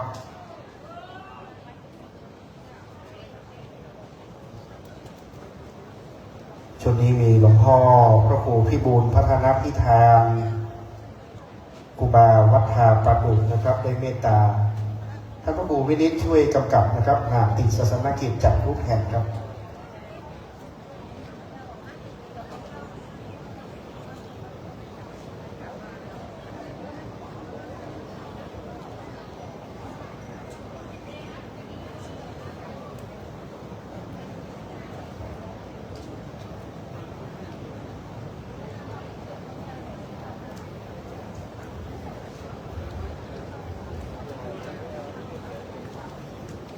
ในการนี้ครูบาอาจารย์คณะสงฆ์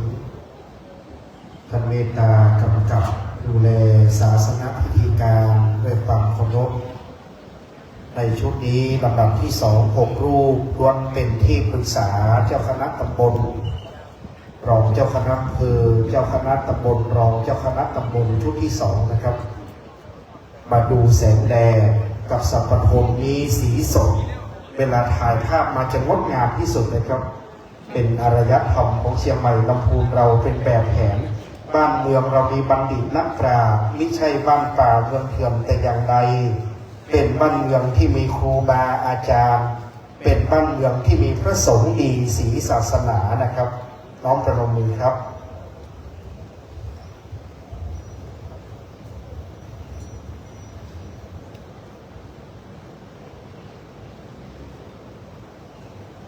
กราบในเมตตาคณะสงฆ์ชุดที่2มีหลวงพ่อรองเจ้าคณะอำเภอเป็นต้นครูบาวัฒนาปาดุกก็84นะครับสุขภาพจะแข็งแรงอายุที่เกิน80ขึ้นไปหลายรูปเป็นพระมหาเถระที่รัตตัญญูครูบาอาจารย์ของบ้านเมืองลำพูนเราก็มีเยอะครับบ้านเมืองเชียงใหม่ลำพูนเป็นเขตติดต่อแม่ทานี่เขตกับแม่ออนนะครับเป็นแดนชายเขต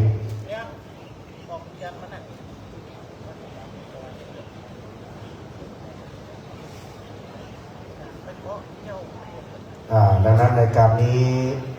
ลำดับต่อจากนี้ไปครับชุดที่3จะเป็นกำนันผู้ใหญ่บ้านนะครับลำดับที่1กำนันสมบัติใหม่หลวงกาตำบลทาทุ่งหลวงพ่อหลวงพัทรพลเที่ยงเอกพ่อหลวงหมู่1ครับเชิญแม่หลวงพักขวรินทร์มงคลรัตนพันธ์จากดอยสะเก็ดผู้ใหญ่บ้านปัญญางามดอยสะเก็ดพ่อหลวงธีรพลใจกาหมู่ที่5นะครับพ่อหลวงบัญชาคำบุญหมู่ที่6แม่หลวงอิ่มจิตลพบุรีหมู่ที่2ขอเรียนเชิญท่านด้านหน้าเลยครับวันนี้คณะสาธุชนดอยสะเก็ดแม่ทาได้น้อมนำเดินทางมาร่วมกันนะครับได้ตั้งจิตให้ใสตั้งใจเป็นสมาธิรวมด้วยช่วยกันคณะกำนันคณะผู้ใหญ่บ้านกับแม่หลวงจากดอยสะเก็ดมาหรือเปล่าครับถ้ามาได้เชิญถ้าติดภารกิจเชิญพ่อหลวงสาครคำเปลี่ยนนะครับกรรมการวัดสันต้นดูหมู่2ดอยสะเก็ดพ่อหลวงสาครคำเปลี่ยนเมื่อกี้เห็นพ่อหลวงมาด้วยอันนี้เป็นกรรมการใหญ่ของวัดเป็นคณะศิษย์พ่อหลวงสาครนะครับจากบ้านสันต้นดูตำบลสันกุเลย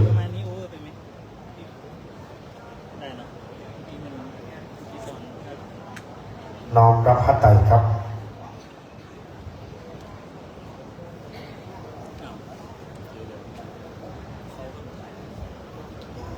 การบัดนี้นิมนต์คณะสงฆ์6รูปนะครับประกอบด้วยท่านเจ้าอธิการธนากรสันตจิโตเจ้าคณะตำบลพาศพเศร้าเขต1วัดอารามหลายสายพระครูประภัตรัตโนภาสเจ้าคณะตำบลพาศพเศร้าเขต2วัดพาดอยแก้วพระครูวีรกิจสถาพรเจ้าคณะตำบลพาประดุกเขต1วัดพาศพเศร้าพระครูจันทศรีละโสพิษเจ้าคณะตำบลพาขุมเงินแม่ลอกวัดพาสวนหลวงท่านอาจารย์พระครูวินัยพรเมธาสิทธิ์สิริวัฒนะเมธีรองเจ้าคณะตำบลปัสสักเขต1วัดน้ำพุท่านอาจารย์พระมหาสลักกรปิยศรีโลอารามแม่เด็กนิมนต์ครับ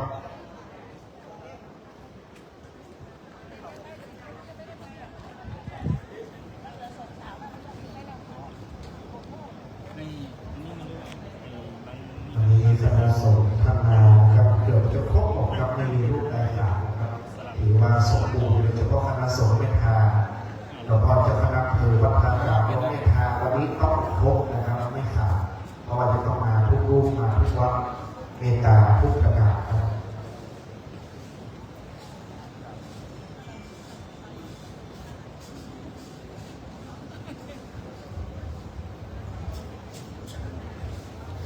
น้อมนำตั้งใจน้อมนำจิตใสน้อมนำใจเป็นสมาธิท่านผู้กองกำกับห่างๆนะครับเพราะช่างภาพจะเก็บภาพวันนี้ผู้กองจะกำกับห่างๆนิดหนึ่งนะครับเพราะช่างภาพจะเก็บภาพข้างๆได้ดูแลก็จะทำวิดีโอในการที่พระสงฆ์เดินเมตตาขึ้นจินตนาการจะเก็บภาพเคลื่อนไหวครับจะทำเป็นภาพวิดีทัศน์วันนี้ผู้กองร้อยเอกสายันจะกำกับแถวทั้งผู้หลังพระไตรดูแลลูกหลานสัพพทนขอบคุณผู้กองด้วยนะครับวันนี้ให้เกียรติเพราะว่าคณะสงฆ์ถามหาว่าวันนี้ผู้กองมาหรือยังต้องมานะครับวันนี้ต้องมาช่วยงานพระครูจนวาระสุดท้ายให้เกียรติอย่างยิ่งครับน้องประนมมือครับ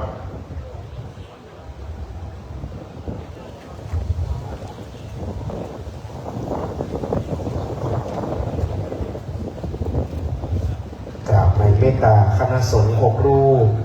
ในชุดนี้ลำดับที่3ครับพิธีการของเราวันนี้โชคดีมีลมพัดตลอดทั้งวัน อากาศด้านบนฟ้าใสนะครับไม่มีพายุมีแต่ลมพัดเย็นสบายไม่ต้องใช้พัดลมให้มากท่านพระครูมีบุญครับการจัดกิจการทานการสร้างปราสาทลำดับขั้นตอนแต่ละวันนั้นเป็นไปได้งามอันนี้สมเกียรติสมบารมีลูกศิษย์ทั้งหลายที่น้องมัทธาเราได้ทำความดีกันใหญ่นะครับชุดต่อไปครับจะเป็นสายบุญใหญ่สายบุญที่สำคัญได้ร่วมกันได้สร้างบุญต่อจากนี้ไปเป็นรัตนอุบาสิกาอุบาสกผู้อุปถัมภ์ประกอบด้วยคุณภาวดีฟูวงเจริญคุณบูจันทร์รัตนอุบาสิกาคุณพัชริตาวูที่อุปถัมภ์คุณกิตตินันท์แสวงบุญคุณแม่บัวผินสุนทรเวชขอเรียนเชิญท่านครับและท่านนาวาเอกเหมัมศรีหสกพงศ์สุนทรข้าราชการผู้ใหญ่ได้ให้เกียรติในชุดนี้ครับเป็นชุดอุปถัมภ์บำรุงเป็นชุดน้อมนำตั้งใจถวายวันนี้วงตระกูลฟูวงเจริญคุณบูจันทร์คุณชลิตาวูคุณกิตินันท์ท่านนาวาเอกเหมัมศรีหสกพงศ์สุนทรแม่บัวผินนะครับได้น้อมนำเป็นเจ้าภาพร่วมกันรับพระไตรครับ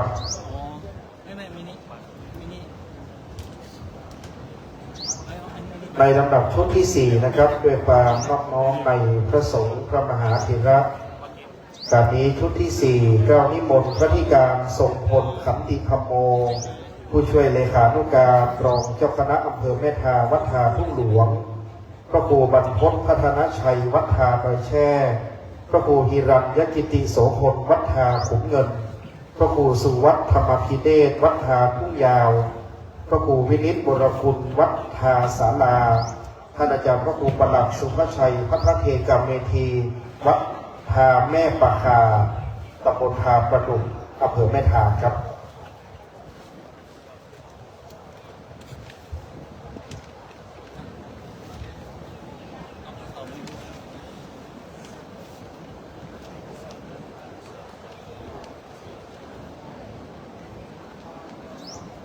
กิจการทางเราทำเป็นจตุรทิศมีบันไดลง4 ด้านพระสงฆ์ท่านขึ้นบันไดทางทิศเหนือญาติโยมขึ้นบันไดทอดผ้าทางทิศเหนือยืนรอบันไดทิศตะวันออกแล้วก็ลงบันไดอย่างนี้งดงามครับเป็นระบบระเบียบเป็นขั้นตอนปราสาทอันมีความงามเป็นปราสาทที่มารทองอันรองรับสรีระร่างของพระครูธรรมรงค์วีรพิทักษ์เป็นจตุรมุขพิมานทรงธรรมาสน์หลังยอดล้านนาประดับประดาด้วยลายสีต่างๆโบราณก็บอกว่าสีงดงามสมัยใหม่เรียกว่าสีพาสเทลนะครับก็ดูแปลกไปอีกลักษณะหนึ่งก็งดงามตั้งไว้มีบางศูนย์บางวันมีฉากกางกั้นประดับประดาด้วยมวลดอกไม้บุพชาติดั่งป่าหิมพานต์อันงดงามแล้วนะครับชุดที่4น้อมประนมมือขึ้นครับถ้าพิธีการใดเป็นระเบียบจะไม่ช้าเลยครับงดงามมากๆ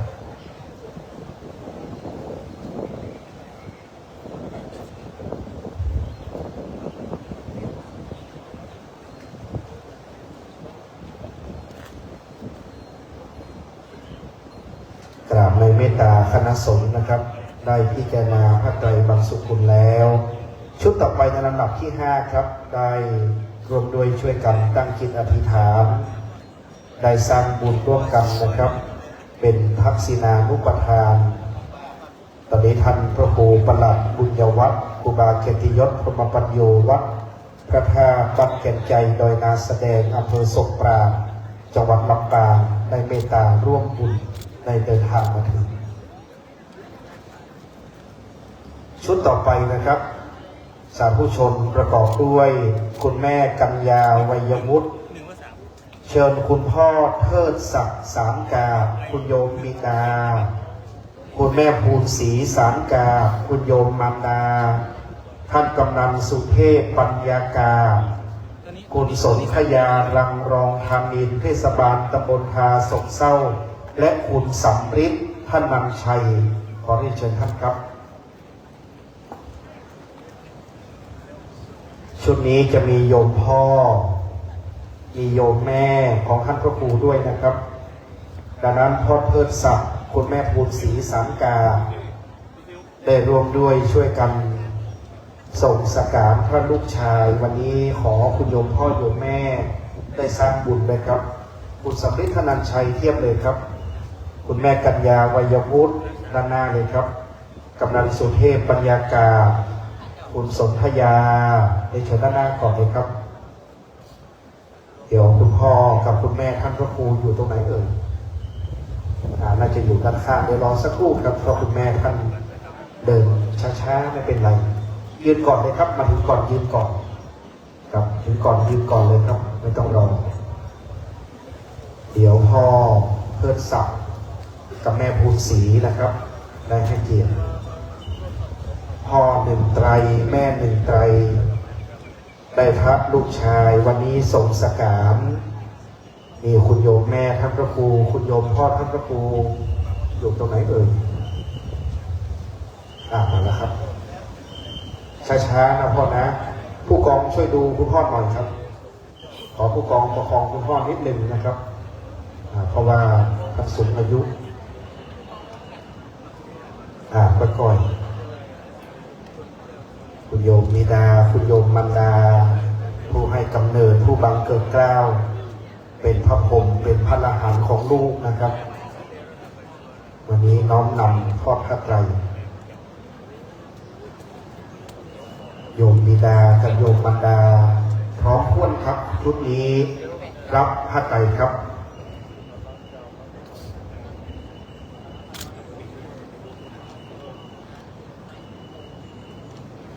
ถึงทอดพระไตรนะครับ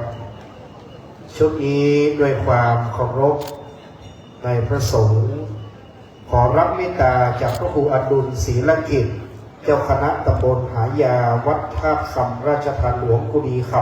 ำพระครูอัมภาวนานุรักษ์รองเจ้าคณะอำเภอดอยสะเก็ดวัดสันต้นม่วงเหนือดอยสะเก็ดพระครูประหลัดบุญยวัฒน์พระครูบาเกียรติยศพรหมปัญโยวัดบางแก่นชัยพระธาตุหลวงดอยนาแสดงพระครูเทพพระวงศ์ประสิทธิ์วัดเทพประสิทธิ์สลีต้นเอื้อนแม่ท่าช้างหางดงเจ้าอธิการวิทยวัฒน์วรศิษฐ์ปักเมธีเจ้าคณะตำบลแม่พุงวัดวังกวางจังหวัดแพร่พระครูนิทัศนพลยานวัดโสมนัสพุ่มท่าจังหวัดพะเยาครับ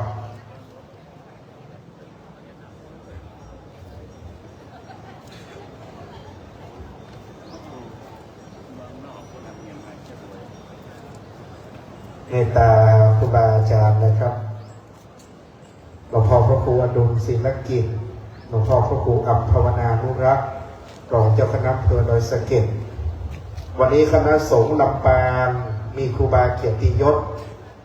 คณะสงฆ์เมืองแพร่มีเจ้าอธิการวิทยวัฒน์เจ้าสนาวิทยวัฒน์จากวัดวังกวางเมืองแพร่คณะสงฆ์พะเยามีวัดโสมนัสพุ่มท่านะครับพระครูนิทัศนพลยานเมตตา6รูปในชุดนี้ครับ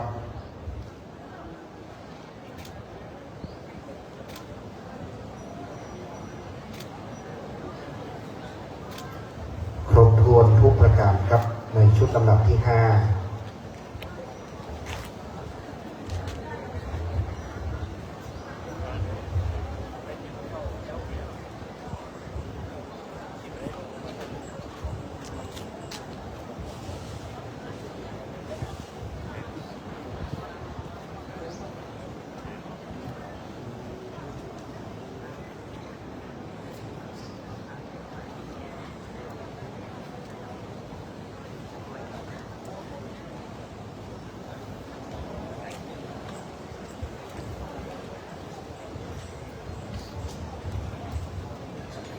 น้อมประนมมือนะครับ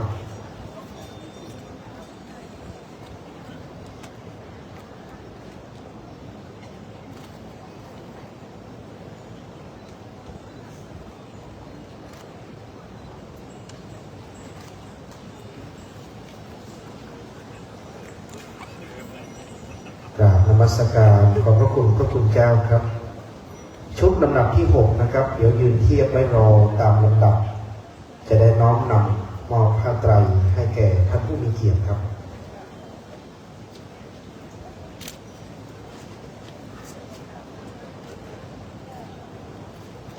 ครับในชุดลำดับถัดไปครับ6ท่านประกอบด้วยคุณอนงค์บุญมากาท่านรองนายกกิ่งกาชาติอำเภอแม่ทาคุณพัทราสันติวรานุรักษ์กรรมการกิ่งกาชาติอำเภอแม่ทาคุณเอื้อการนันทนะโชติกุลกรรมการกิ่งกาชาติคุณกิ่งภการจอมขันเงินกรรมการกิ่งกาชาติคุณพรเพ็ญจินากาศกรรมการกิ่งกาชาติและคุณพิกุลอินแก้วสมาชิกกิ่งกาชาติอำเภอแม่ทาครับคณะนี้เป็นคณะกรรมการกิ่งกาชาตินะครับ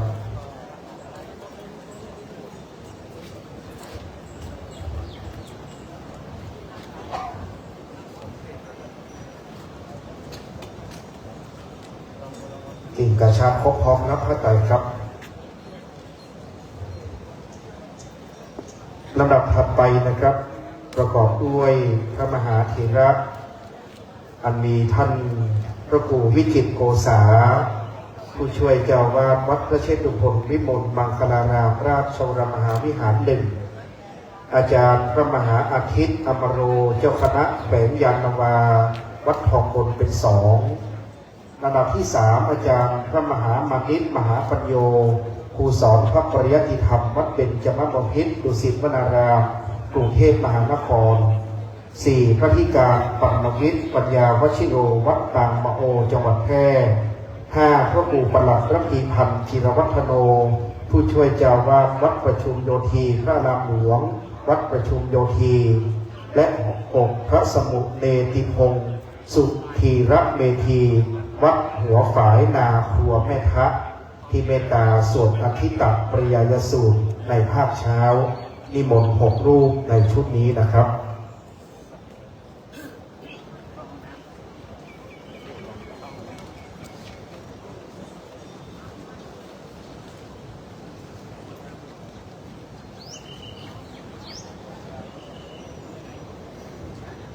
วันนี้หลวงพ่อวัดทองบนซึ่งเป็นครูบาอาจารย์กรุงเทพพระครูวิจิตรโกษาพระครูสมัครนะครับนี่ทำเมตตาวันนี้วัดทองบนวัดพระเชตุพนรวมถึงคณะสงฆ์พังงาประชุมโยธีคณะสงฆ์จากนนทบุรีและอีกหลายจังหวัดนะครับได้ให้เกียรติเมตตาเจ้าภาพให้เกียรติคณะสงฆ์เมตตาสาธุชนเดินทางมางดงามทุกอย่างครับ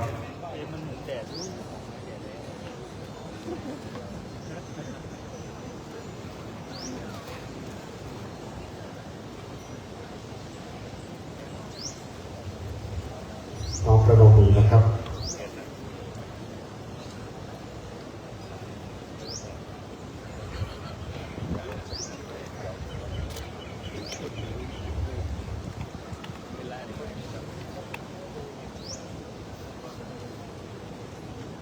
ลำดับต่อไปครับกราบนมัสการขอบพระคุณพระสงฆ์ครับต่อไปชุดที่7นะครับดำเนินไปเรื่อยๆใกล้แล้วเสร็จงดงามตามเวลาต่อไปนะครับ6ท่านประกอบด้วยท่านยุทธนาเตมีศักดิ์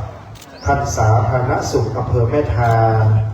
ท่านผู้อำนวยการนายแพทย์เทพฤทธิ์พัฒนรังสรรค์ผู้อำนวยการโรงพยาบาลแม่ทาคุณลิพาลือใจผู้ช่วยสาธารณสุขอำเภอแม่ทาคุณจันฉายวงลิง5นักวิชาการสาธารณสุขคุณกิราพรเลิศคำฟูหัวหน้าพยาบาลโรงพยาบาลแม่ทาและคุณพัชรีคำทิตาข้าราชการบำนาญดำรงตำแหน่งนายกกิ่งกาชาติอำเภอแม่ทาครับ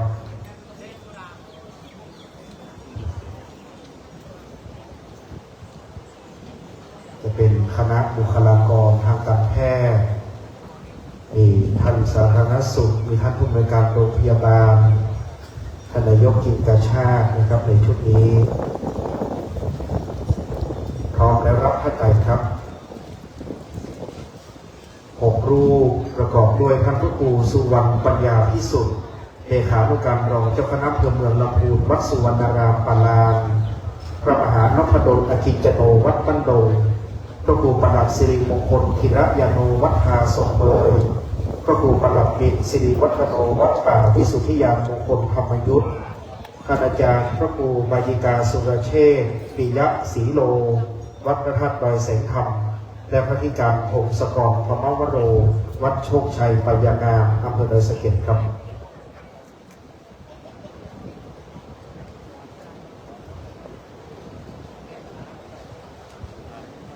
อันนี้อะไร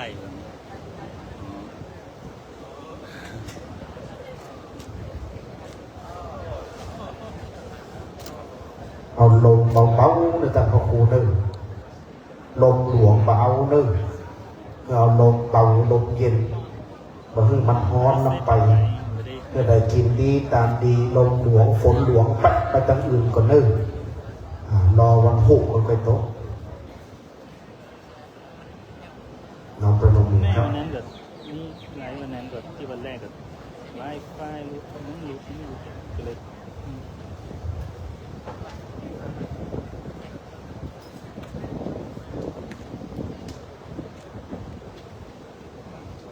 เมตตาไปตามลำดับขั้นนะครับ เลยได้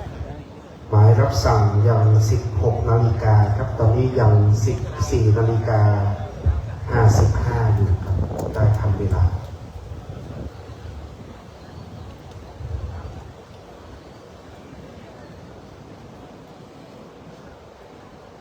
กราบนมัสการขอบพระคุณทุกรูปนะครับในชุดนี้ลำดับที่ 6 ครับที่ 7 แล้วนะครับที่ 8 ครับลำดับต่อไปประกอบด้วยข้าราชการผู้มีเกียรติด้วยความเคารพดังต่อไปนี้นะครับเชิญท่านสจ.ณัฐวัฒน์เสวตศิรพงศ์ท่านสมาชิกสภาองค์การบริหารส่วนจังหวัดลำพูนเขต 2ท่านนายกบัญญัติกิติกาท่านนายกเทศมนตรีตำบลทากาท่านนายกเสกสรรสุรินทร์กาบนายกเทศมนตรีตำบลทาขุนเงินนายกยุทธเดชขนาดกำจายนายกเทศมนตรีตำบลทากัดเหนือกำนันคำรงใจกาบกำนันตำบลทาขุนเงินและเรียนเชิญพ่อหลวงสุเกียรติกันทกาผู้ใหญ่บ้านทาสมเมยผู้ใหญ่บ้านแหนกทองคำนะครับได้ให้เกียรติชุดนี้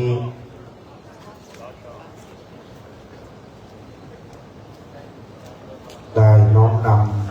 ำทอพระไตรในชุดลำดับนี้ครับจะเป็นท่านนายกทุกเทศบาลเลยครับทากาทาขุนเงินทากาเหนือครบถ้วนรับพระไตรครับงดงามวันนี้บรรทาพร้อมเพรียงต่อไป6 รูปนะครับประกอบด้วยพระธิการทิติวัฒน์ทิตเมธีวัดศรีชุมโพธารามบ้านเรือนปะซางพระธิการเจริญกุศลสุโรวัดจำตาเหินพระอธิการทะนดลพุทธธรรมโมวัดหลายทาพระธิการสุเมธทิตยาโนวัดทาผาตั้งพระธิการถนอมขำติโกวัดถ้ำจอมธรรมพระธิการชวานกตปุญโยวัดทาร้องเรือครับ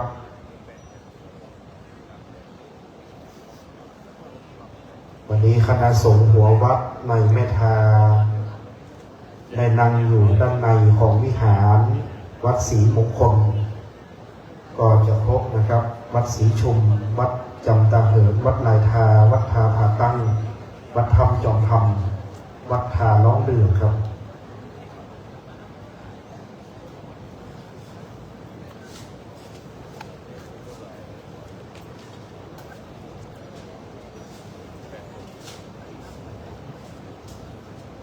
วันนี้นักศึกษาได้จัดอาหารปฏิบัติหน้าที่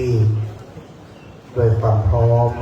ในเมตตานะครับคณะสงฆ์ทุกรูปครูบาอาจารย์เมตตาในการพิจารณาพระไตรบางสกุล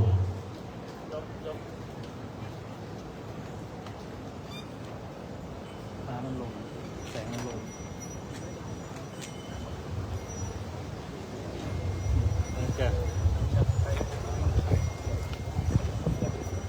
ครับตอนนี้ท่านนายอำเภอท่านชัดชัยวงศ์ปริยากรนะครับท่าน นอำเภอแม่ทาได้เมตตาเดินทางมาถึงครับ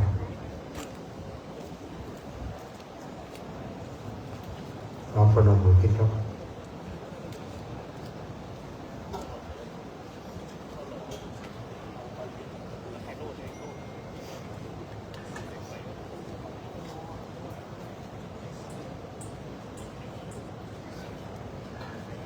ครับลำดับชุดถัดไปนะครับจะเป็นคณะสาธุชน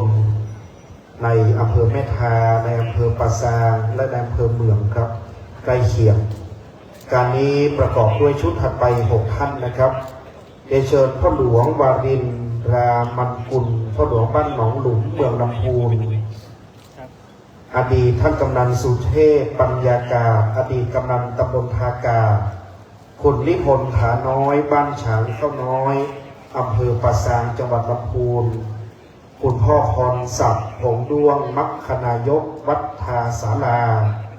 พ่อเสาแก้ววงจันตะจากบ้านทาดอนชัยคุณมนตรีอภิวงศ์จากบ้านทาดอยแช่ครับ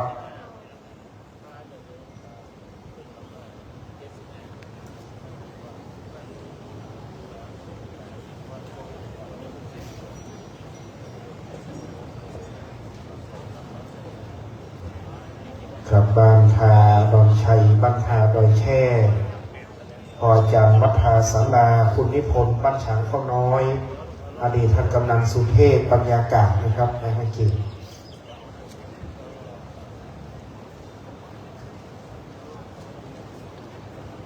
ครับบางท่านนั่งอยู่ด้านหลังนะครับมันจริงมันกินยังไงหรือเราไม่ช่วยครับกี่ท่านครับเดี๋ยวอาจารย์พอได้ช่วยดู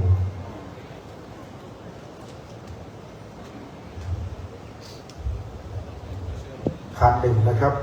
ขอเชิญครอบครัวพ่อสุวรรณแม่สมศรีปันทองครับจากสันต้นดูครอบครัวพ่อสุวรรณแม่สมศรีปันทองพ่อวายาวัจกรประจำวัดรัตนปัญญาลักษิตครับเชิญพ่อเลยครับชุดนี้จะเป็นโยมผู้ใหญ่ก็อาจารย์แก่วัดของแต่ละวัดทุกหมู่บ้านนะครับได้ให้เกียรติอันนี้พ่อออกของเจ้าว่าวัดรัตนปัญญาลักษิตแล้วก็เป็นพ่อออกของพระครูธรรมรงค์วิรัตพิทักษ์เพราะว่าอุปถัมภ์กันมาพ่อออกพระครูปนัดเศรษฐพงศ์ตอนอุปสมบทในยกยอตอนนั้นเป็นสามเณรเศรษฐพงศ์ก็ยกยอขึ้นเป็นพระภิกษุที่พ่อออกสุวรรณปันทองยังจำได้รับพระไตรครับชุดถัดไปนะครับพระธิการปรีชาสุภกิจโจวัดดอยสารพีพระธิการพัฒนาปัญญาสาโรวัดใหม่กอดุงท่านอาจารย์พระธิการศิวนาถทีปัทโมวัดอรัญญารามพระธิการสมศิษย์สัมตจิโตวัดดอยสถานีพระธิการคำทรจันทวังโสวัดทาชมพูพระธิการธนากรนักเกษโนวัดทาสองท่าขอนิมนต์ครับ6รูป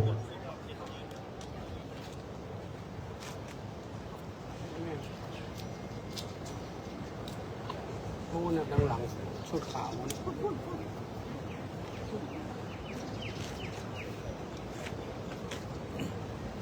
เอามา3เลยก็ได้ครับ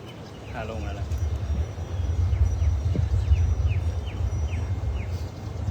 เดี๋ยวลากยาว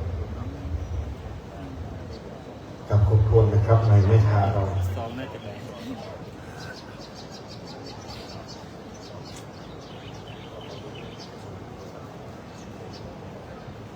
กับในเมตตาชุดนี้นะครับน้อมนำบุญกุศลตั้งแต่ท่านพระครูไปตามลำดับครับ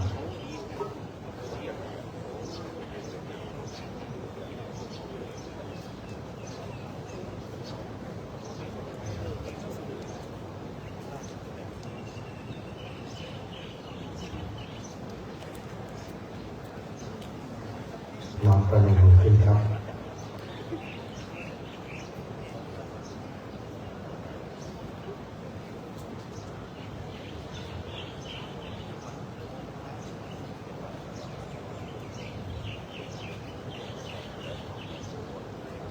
กราบในเมตตาคณะสงฆ์ทั้ง6รูปในชุดนี้ครับต่อไปจะเป็นคณะผู้บริหารสถานศึกษาบุคลากรทางการศึกษาข้าราชการนะครับประกอบด้วยท่านผู้อำนวยการดร.สวภาประพันธ์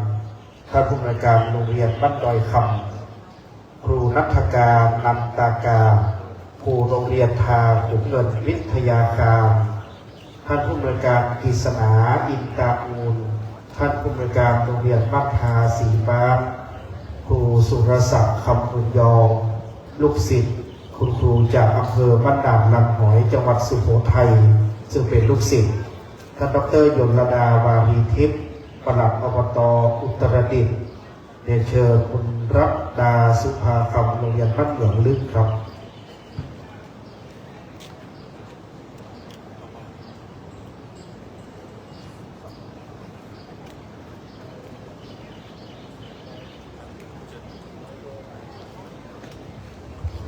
ในช่วงนี้นิมนต์พระสงฆ์นะครับพระธิการสมชายธรรมวโรวัฒนาประสัทพระธิการวีรศักดิ์อธิปัญโยวัฒนากูแก้วพระธิการสัญญาสุขิโตวัฒนาทุ่งไผ่พระธิการวัชระเตชะวโรวัดสัมปลามพระธิการบุญส่งติดสว่างโสวัดโป่งแม่ล่อและพระสุเชษฐ์สุชาโตวัดดอยขุนตาลครับในขณะนี้ท่านโยธินประสงค์ความดีได้ให้เกียรติเดินทางมาถึงขอยินดีต้อนรับท่านโยธินประสงค์ความดีรองผู้ว่าราชการจังหวัดลำพูนประธานในพิธีครับถ้าเขามาใส่อันนั้นได้นะให้ยกอันนั้นยกโม่ยกโม่เดี๋ยวรถมาครับวันนี้เอาชัดเลย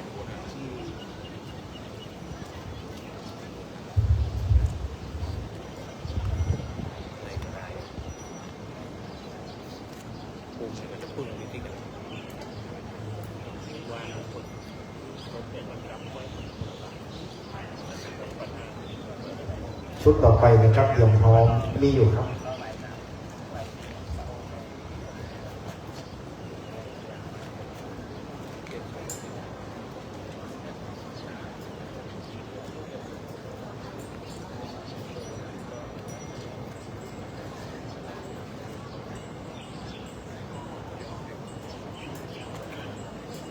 น้อมประนมมือนะครับ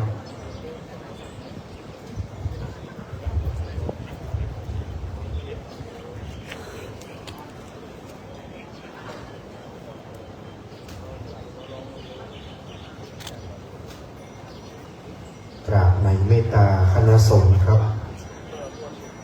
ลำดับถัดไปนะครับจะได้เชิญอีก6ท่านในชุดถัดไปได้ให้เกียรติในการทอดผ้าไตรบางสุกุลครับด้วยวันนี้เราท่านทั้งหลายจะเป็นศรัทธาวัดเรานะครับได้น้อมนำทอดผ้าไตรการนี้ด้วยความเคารพจะประกอบด้วยท่านอาจารย์พงเทพมานับตรงศาสนพิธีกรใหญ่แห่งลำพูนท่านกำนันพจน์เสาวพานีในนามของกรรมการวัดศรีมงคลคุณพ่อเรวัตสุภาษีวายาวัจกรประจำวัดศรีมงคลแม่ครูอัมพรเสาวพานีได้น้อมนำในการปฏิบัตินะครับจากนั้นได้เชิญคุณจิรการสุพรรณรัตน์ประธานชมรมสงฆ์สการล้านนาได้ให้เกียรติทอดผ้าไตรบางสุกุลครับจากนั้นอาจารย์พานุพงศ์ตังคินันในนามสงฆ์สการล้านนาทอดผ้าไตรครับ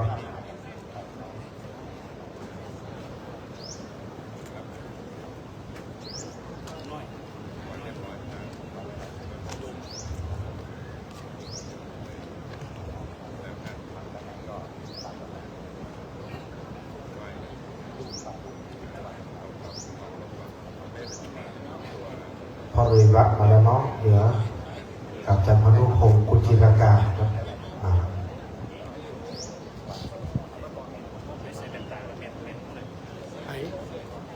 รับผ้าไตรครับชุดต่อไปนะครับนิมนต์พระสงฆ์6รูปอันมีท่านอาจารย์พระมหาณัฐนนท์คำพิรานันโทวัดฟ้ามุ้ยเชียงใหม่ พระกุศลสุทัศคิโตอารามผาดามพระสว่างสุทัศโธอารามปักตินใต้พระห่องสิริมังคโลอารามโป่งผางพระอัณวิทย์ปัญญาวชิโลอารามดอยยาวและพระประสาทวรธรรมโมอารามขุนกองครับ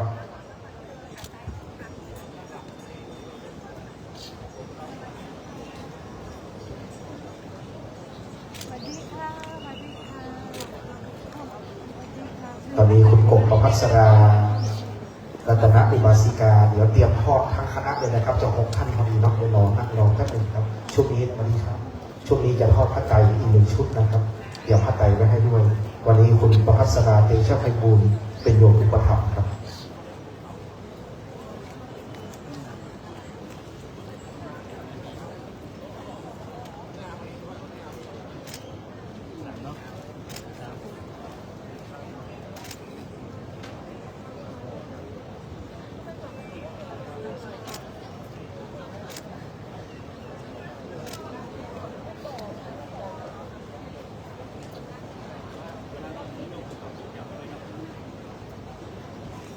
เหลืออีก2 ชุดนะครับชุดนี้เป็นชุดที่9เหลือชุด10กับ11ครับเตรียมพร้อม2 ชุดนะครับ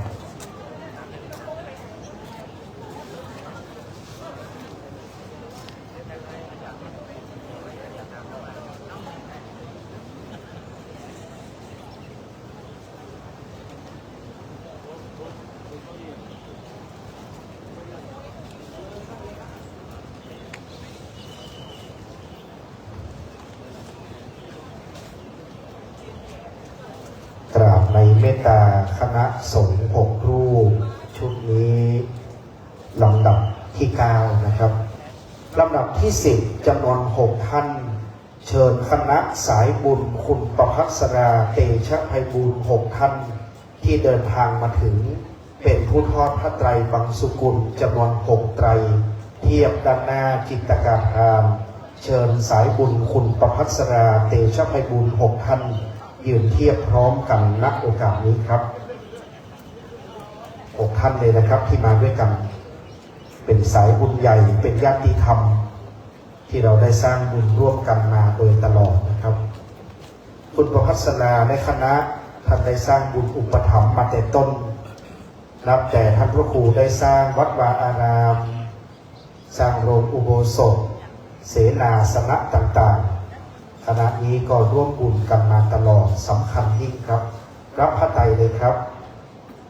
จากนั้นขึ้นทอดพระไตรบังสุกุลด้านบนณบัดนี้ครับนิมนต์พระกรกฎจิตตสังวโรอารามป่าไม้พระกิติวัฒน์ทิตวัฒโนอารามแม่เมยพระชยพรรักขิตธรรมโมอารามนาวาวรารามพระคำหารคำมัพพโลสวนป่าพุทธธรรมเมธาพระเลิศมงคลสิริสาโรอารามต้นพึ่งและพระครูบัณฑิตธรรมวัฒน์ดร.วัดหนองเจดีย์อำเภอป่าซางนิมนต์6 รูปครับ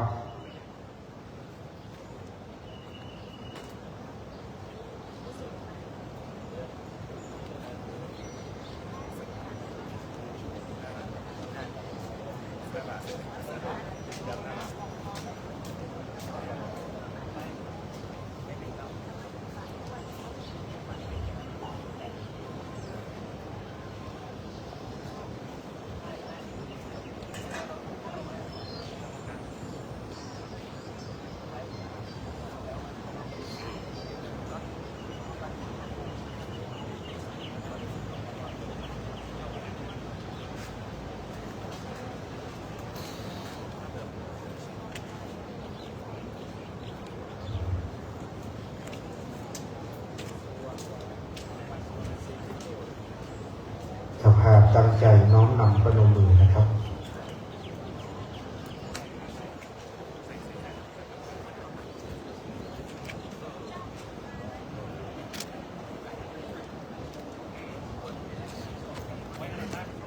น้อมนำตั้งใจนะครับ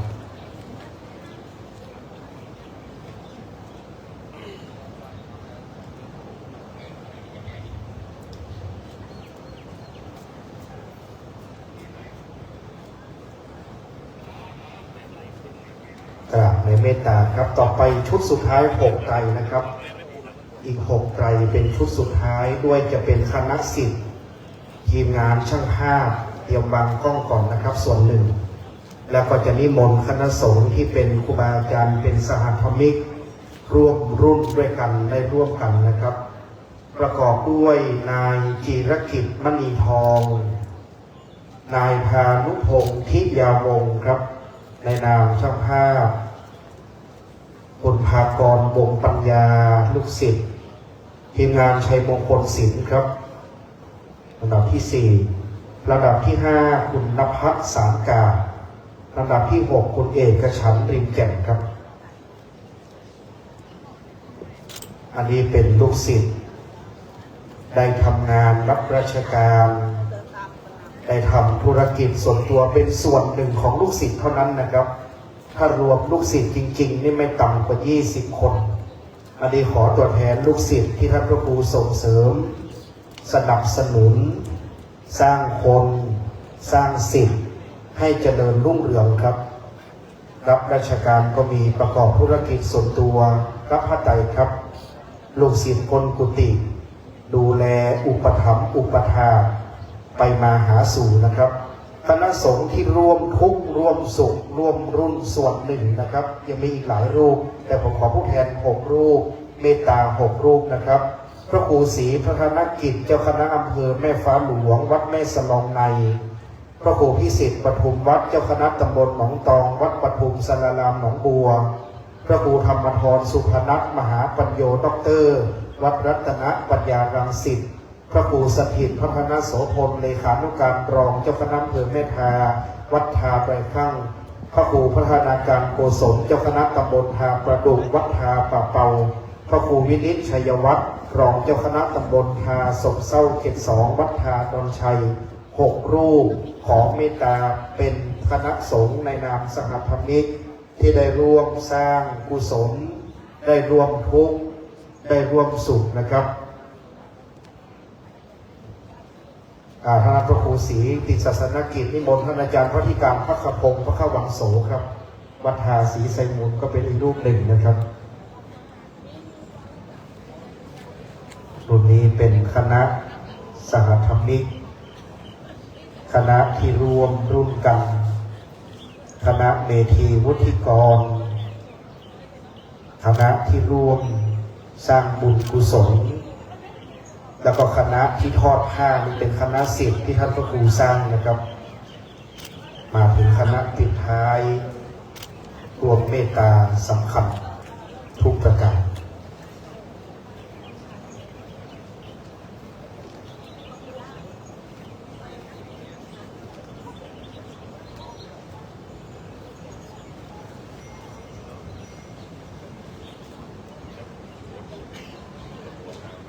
น้อมนำประนมมือครับ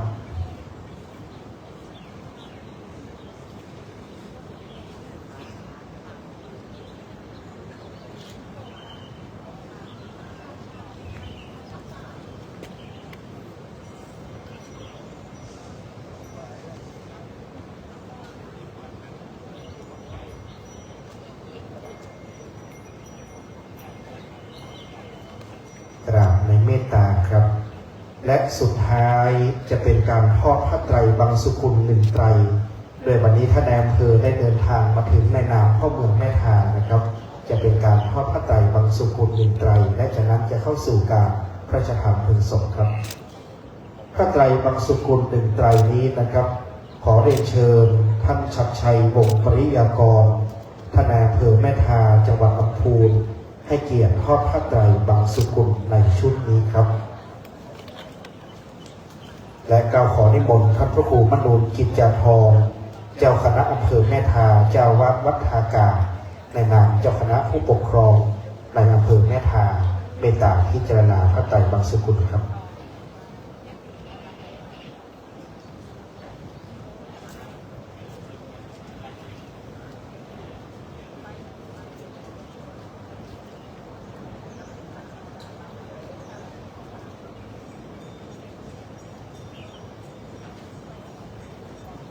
ท่านพระครูธรรมรงค์วีรพิทักษ์ท่านดำรง ตำแหน่งเป็นเลขานุการเจ้าคณะอำเภอถือเป็นผู้สนองงานท่านพระครูมนูนกิจจธรเป็นผู้บังคับบัญชาโดยตรงของท่านรักและเคารพหลวงพ่อเมตตาพิจารณาพระไตรบังสกุลณบัดนี้ครับ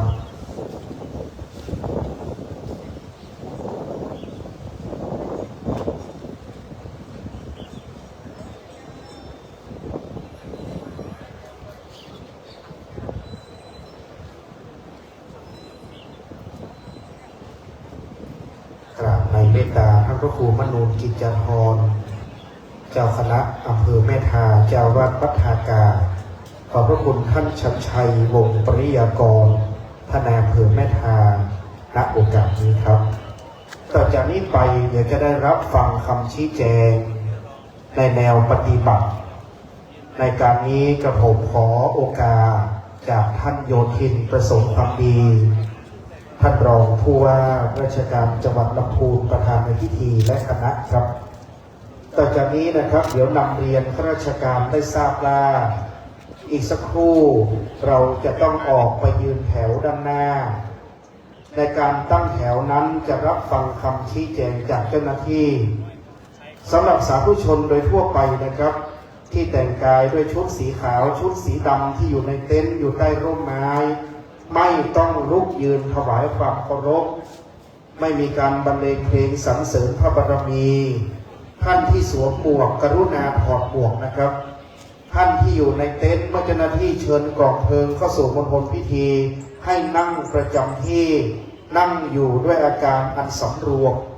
ตั้งจิตให้เป็นสมาธิดังนั้นบัดนี้เราท่านทั้งหลายที่นั่งอยู่ให้งดการเดินสัญจรไปมาให้นั่งประจำที่ไว้งดใช้เสียงทุกเสียงครับต่อจากนี้ไปเชิญข้าราชการผู้แต่งกายชุดปกติขาวไว้ทุกที่สวมปลอกแขนสีดำนะครับหากไม่ได้สวมไม่ต้องลุกยืนแถวชุดข้าราชการสีกากีได้ยืนแถวเลยครับขอเรียนเชิญด้านหน้ารับฟังคำชี้แจงจากเจ้าหน้าที่กลุ่มพิธีการศพที่ได้รับพระราชทานสำนักงานวัฒนธรรมจังหวัดลำพูนเชิญท่านได้โปรดตั้งแถวเพื่อแสดงออกซึ่งความพร้อมเพรียงของข้าราชการในอำเภอแม่ทาครับวันนี้ท่านนายอำเภอจะนำโดยท่านเป็นพ่อเมืองแม่ทาวันนี้ท่านนายอำเภอได้ให้เกียรตินำคณะข้าราชการ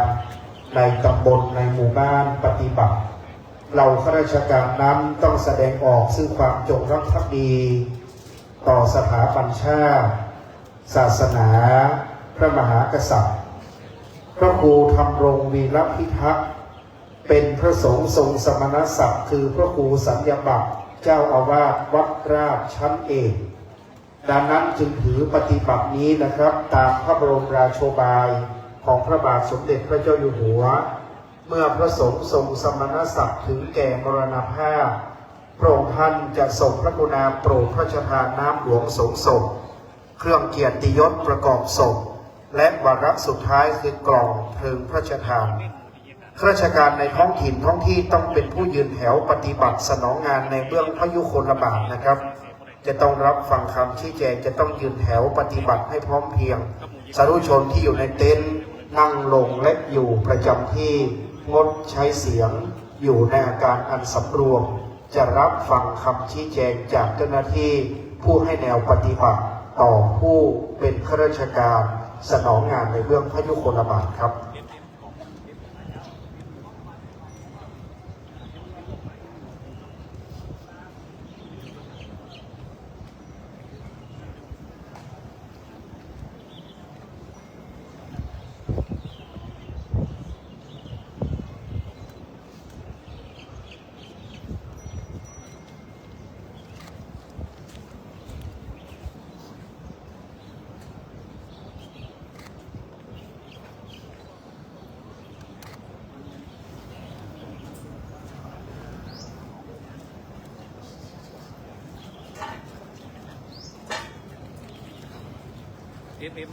เอ็มส่งลุงต้องรูมหมดเลยส่งลุงต้องรูมหมดเลย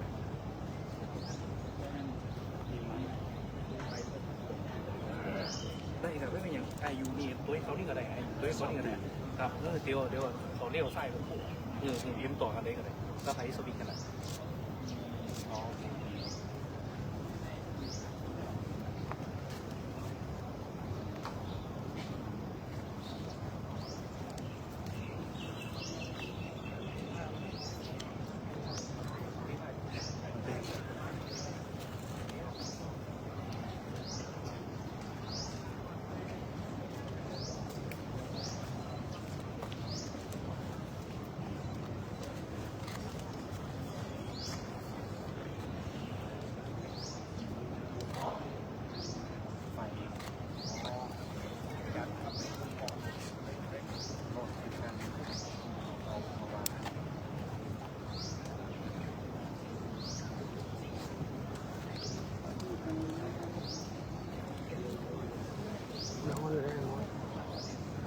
นอนไทยแน่นอนหมูสูง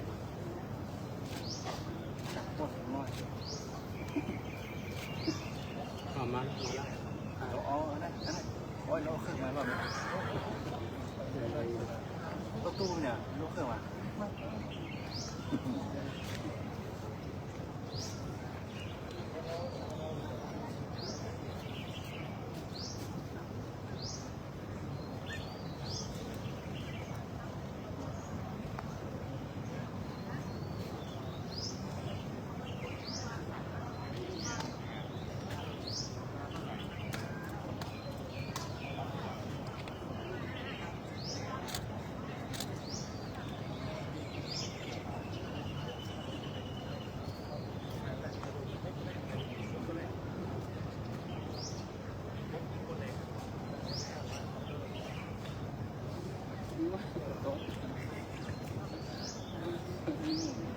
เจ้าหน้าที่ได้ให้คำชี้แจงและแนวปฏิบัตินะครับครับในการนี้พระมหากรุณาธิคุณในพระบาทสมเด็จพระวชิรเกล้าเจ้าอยู่หัวรัชกาลที่10พระมหากษัตริย์ทุกพระองค์ดำรงพระองค์เป็นเอกอัครศาสนูปถัมภกย่อยกพระศาสนาให้เจริญวัฒนาในราชอาณาจักรไทย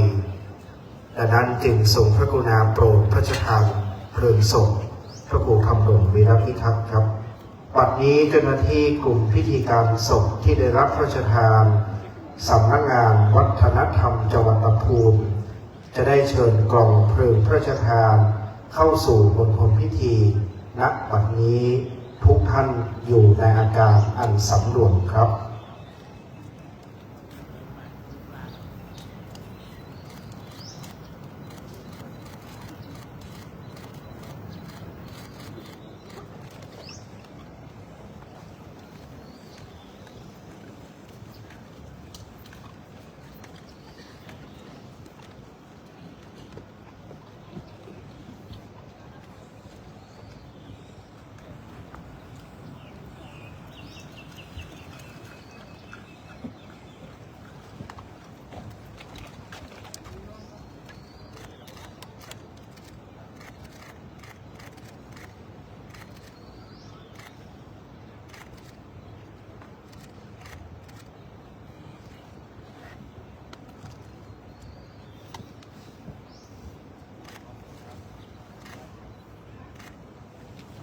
นายเอกอนันต์แก้วมะคำนักวิชาการวัฒนธรรมปฏิบัติการสำนักงานวัฒนธรรมจังหวัดลำพูนเป็นผู้เชิญกล่องเพลิงพระราชทานตั้งไว้ในที่อันควรซึ่งเป็นสิทธิ์ของพระครูธรรมรงค์วีรพิทักษ์ที่ท่านพระครูได้ส่งเสริมจนสำเร็จการศึกษาครับขอพระคุณข้าราชการเข้านั่งที่รับรองต่อจากนี้จะเป็นการประเคนถวายกัปปิยพันธ์สำหรับพระสงฆ์จตุรวรรค4 รูปสวดหน้าไฟจุดธูปเทียนเบื้องหน้าพระสงฆ์จตุรวรรค4 รูปการนี้เจ้าหน้าที่เตรียมชนวนพร้อมครับเชิญคุณแม่บัวผินสุนทรเวชเจ้าภาพเครื่องไทยธรรมจตุปัจจัยสำหรับพระสงฆ์สวดหน้าไฟจุดธูปเทียนหน้าพระสงฆ์จตุรวรรค4 รูปที่เต็นท์ด้านทิศใต้และประเคนถวายเครื่องไทยธรรม1 ชุดจากนั้นเชิญพ่อสุวรรณแม่สมศรีปันทองถวายชุดที่2 พ่อหลวงสาครคำเปลี่ยนถวายชุดที่3แม่ขำแก้วจักรคำถวายชุดที่4ที่เต็นท์ด้านทิศใต้ครับ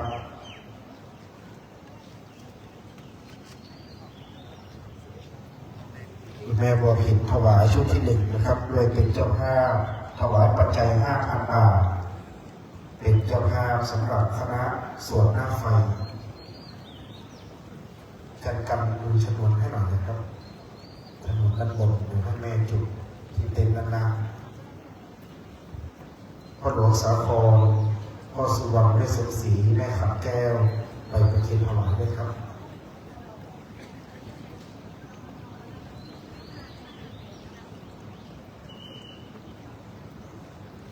เมื่อข้าราชการเข้านั่งที่รับรองแล้วจากนี้จะเป็นการอ่านหมายรับสั่งอีกสักครู่หนึ่งครับและอ่านประวัติการอ่านหมายรับสั่งและอ่านประวัตินั้นผู้อ่านจะต้องหันหน้าไปทางทิศที่พระบาทสมเด็จพระเจ้าอยู่หัวประทับอยู่คือทางทิศใต้และจึงถวายความเคารพแล้วจึงอ่านหมายรับสั่งอ่านหมายรับสั่งจบแล้วจะเป็นการอ่านประวัตินะครับในการนี้ให้เจ้าภาพได้จุดธูปเทียนเบื้องหน้าพระสงฆ์จตุรวรรค4 รูปเป็นเบื้องต้นและเจ้าภาพได้ประเคนถวายเครื่องทายธรรมก่อนครับคุณแม่บัวพินได้ถวายชุดที่1พ่อสุวรรณถวายชุดที่2รอเลยครับพ่อหลวงสาครถวายชุดที่3รอเลยครับแม่ขันแก้วชุดที่4เข้าแถวเลยครับพอหลวงสาครเข้าไปเลยครับชุดที่2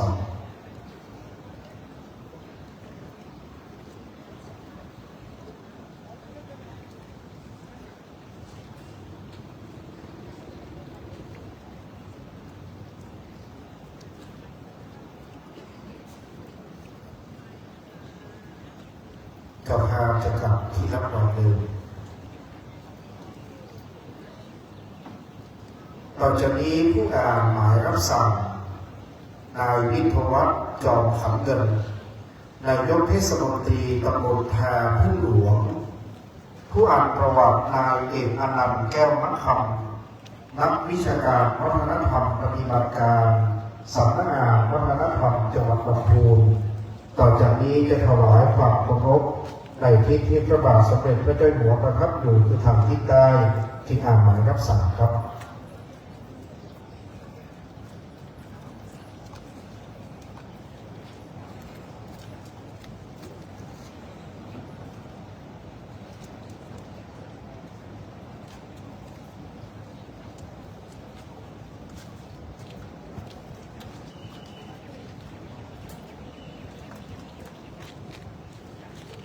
หมายรับสั่งที่ 19756 สำนักพระราชวัง 23 ธันวาคม 2568 พระบาทสมเด็จพระเจ้าอยู่หัวทรงพระกรุณาโปรดพระราชทานเพลิงศพพระครูธรรมรงค์วีรพิทักษ์ทรงศักดิ์มหาวิโรจน์อดีตเลขานุการเจ้าคณะอำเภอแม่ทา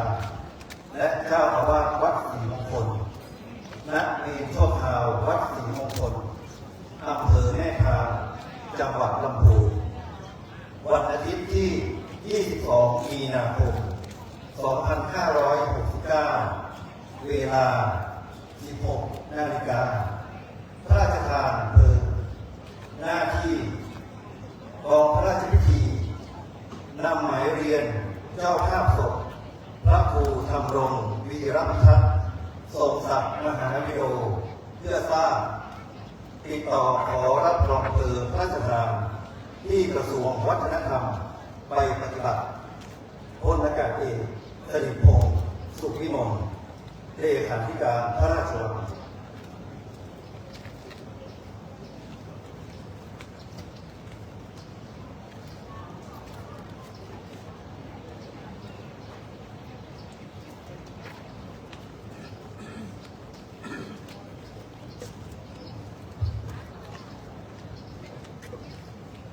ประวัติพระครูธรรมรงค์วีรพิทักษ์ทรงศักดิ์มหาวีโรจน์อดีตเลขานุการเจ้าคณะอำเภอแม่ทาอดีตเจ้าอาวาสวัดศรีมงคล ชื่อพระครูธำรงวีรพิทักษ์ฉายามหาวีโรสิริอายุ 40 ปี 20 พรรษา วิทยาฐานะนักธรรมเอกศาสนศาสตร์บัณฑิต นามเดิมทรงศักดิ์นามสกุลสามกาเกิดเมื่อวันพฤหัสบดีที่ 29 เดือนมีนาคม พุทธศักราช 2527 ตรงกับแรม 14 ค่ำเดือน 4 ณ บ้านเลขที่ 26 บ้านเมืองลึก หมู่ที่ 2 ตำบลทาทุ่งหลวง อำเภอแม่ทา จังหวัดลำพูน เป็นบุตรคนเดียวของนายเทิดศักดิ์นางบุญศรีสามการศึกษาในวัยเด็กเรียนจบชั้นประถมศึกษาปีที่ 6 จากโรงเรียนบ้านเมืองลึกแล้วเข้ามาบรรพชาเป็นสามเณรบรรพชาเมื่ออายุ 13 ปี ในวันเสาร์ที่ 10 พฤษภาคม พุทธศักราช 2540 ตรงกับขึ้น 5 ค่ำเดือน 6 ได้บรรพชาณวัดศรีมงคลโดยมีพระครูอาทรพรหมคุณ วัดทากาศตำบลทากาศอำเภอแม่ทา จังหวัดลำพูน เป็นพระอุปชาได้รับการอุปสมบทเมื่อวันศุกร์ที่ 2 เดือนเมษายน พุทธศักราช 2547 ตรงกับขึ้น 13 ค่ำเดือน 5 ณ พัทธสีมาวัดศรีมงคลโดยมีพระครูอาภรณ์พรหมคุณ วัดทากาศตำบลทากาศอำเภอแม่ทา จังหวัดลำพูน เป็นพระอุปชามีพระครูโสภิตรัตนโชติวัดทาผาตั้งตำบลทาสุเศร้าอำเภอแม่ทา จังหวัดลำพูน เป็นพระกรรมวาจาจารย์และมีพระประหลัดจรัญกิตติปัญโยวัดทากาศตำบลทากาศอำเภอแม่ทา จังหวัดลำพูน เป็นพระอนุสาวนาจารย์ได้รับฉายาว่ามหาวีโรวิทยาฐานะพุทธศักราช 2543 สำเร็จการศึกษาประโยคนักธรรมชั้นเอกสำนักศาสนศึกษาวัดพระธาตุพริพุชัยวรมหาวิหารพุทธศักราช 2546 สำเร็จการศึกษาชั้นมัธยมศึกษาปีที่ 6 โรงเรียนเมธีมุทิกรวัดพระธาตุพริพุชัยวรมหาวิหารพุทธศักราช 2550 สำเร็จการศึกษาปริญญาบัตรศาสนศาสตร์บัณฑิตคณะศึกษาศาสตร์สาขาวิชาการบริหารการศึกษามหาวิทยาลัยมหามกุฏราชวิทยาลัยวิทยาเขตล้านนาวัดเจดีย์หลวงวรวิหารประวัติการดำรงตำแหน่ง 1. เจ้าอาวาสวัดศรีมงคล 2. เลขาธิการรองเจ้าคณะอำเภอแม่ทา 3. เลขาธิการเจ้าคณะอำเภอแม่ทา 4. พระวิญญาธิการจังหวัดลำพูนและ 5. พระธรรมทูตประจำหน่วยปฏิบัติการงานพระธรรมทูตอำเภอแม่ทาสมณศักดิ์พุทธศักราช 2545 เป็นพระสมุฐานานุโลมในพระครูโสภิตรัตนโชติเจ้าคณะอำเภอแม่ทาวัดทาผาตั้งพุทธศักราช 2551 เป็นพระประหลัดฐานานุโลมในพระครูโสภิตรัตนโชติเจ้าคณะอำเภอแม่ทาวัดทาผาตั้งพุทธศักราช 2557 ได้รับพระราชทานตั้งสมณศักดิ์เป็นพระครูสัญญาบัตรเจ้าอาวาสวัดราชโพในราชทินนาที่พระครูธำรงวีรพิทักษ์และพุทธศักราช 2565 ได้รับพระราชทานเลื่อนสมณศักดิ์เป็นพระครูสัญญาบัตรเจ้าอาวาสวัดราชเอกในราชทินนาเลยปกติท่านพระครูธำรงวีรพิทักษ์ทรงศักดิ์มหาวีโรเป็นคนมีสุขภาพแข็งแรงไม่มีโรคภัยไข้เจ็บให้ต้องเข้าโรงพยาบาลแต่ในช่วงท้ายของชีวิตท่านอาพาธด้วยอาการไอและหายใจลำบากจึงเข้ารับการรักษาพยาบาลที่โรงพยาบาลพริพุชัยในวันที่ 30 ก กันยายน พุทธศักราช 2567 จนถึงวันที่ 5 ตุลาคม พุทธศักราช 2567 จึงได้ออกมาพักรักษาอาการอาภาษที่วัดศรีมงคล เนื่องจากเป็นช่วงเข้าพรรษาแต่ในใจของท่านคงทราบดีว่าไม่อาจรับการรักษาให้หายอาภาษได้ท่านจึงได้เขียนจดหมายเป็นการสั่งเสียสหธรรมิกญาติโยมและศิษยานุศิษย์ไว้ในช่วงที่กลับมาจากวัดจนในวันที่ 7 ตุลาคม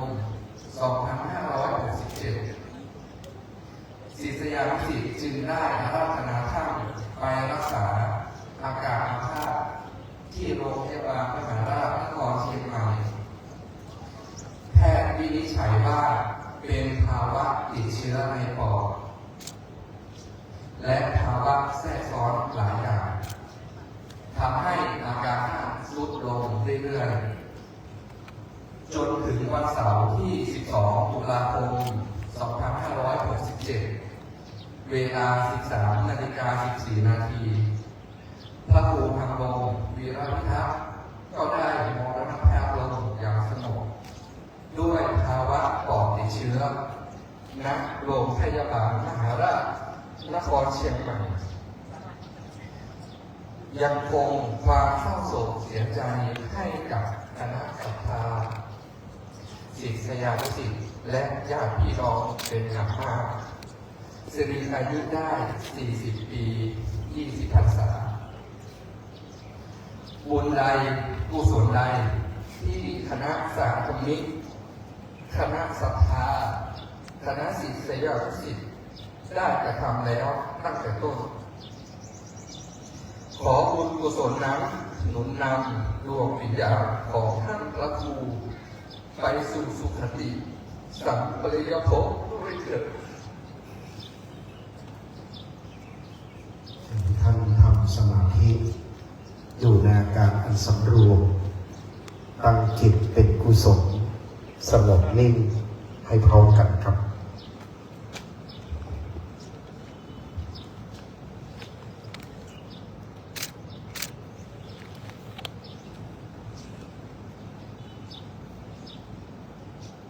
ด้วยกุศลบุญญาราศี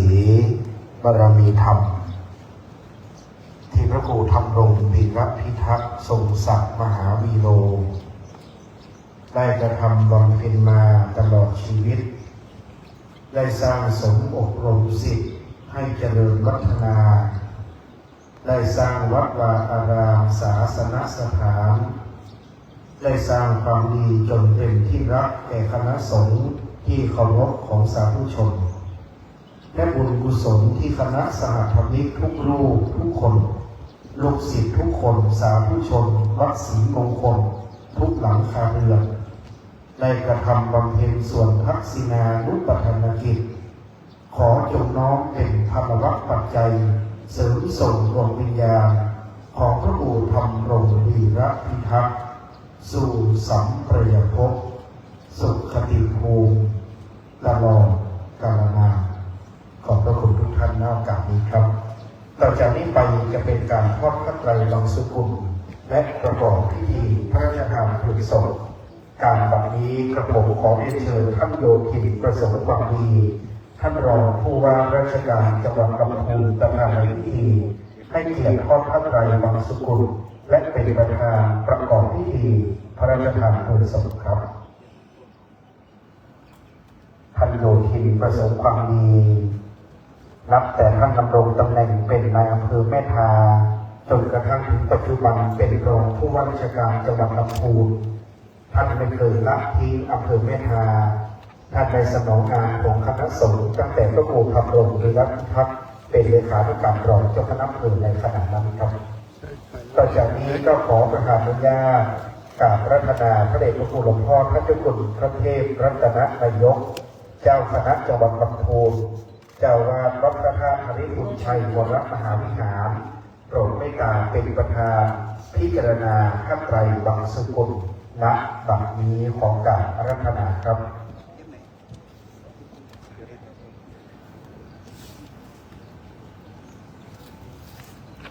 หลวงพ่อพระเทพรัตนนายกท่านเป็นครูเป็นครุขามียบุคคลหลวงพ่อเจ้าคณะจังหวัดลำพูนท่านเป็นพระราชาคณะเป็นครูของพระครูธรรมรงค์วีรพิทักษ์ในสร้างสมอบรมศิษย์ตั้งแต่สมัยเรียนที่เวทีวุฒิกรสำนักเรียนวัดพระธาตุอภิคุณชัยวรมหาวิหารวันนี้ท่านจึงเมตตาเป็นประธานในการประกอบพิธีในวันนี้นะครับสาธุชนน้องประนมมือครับ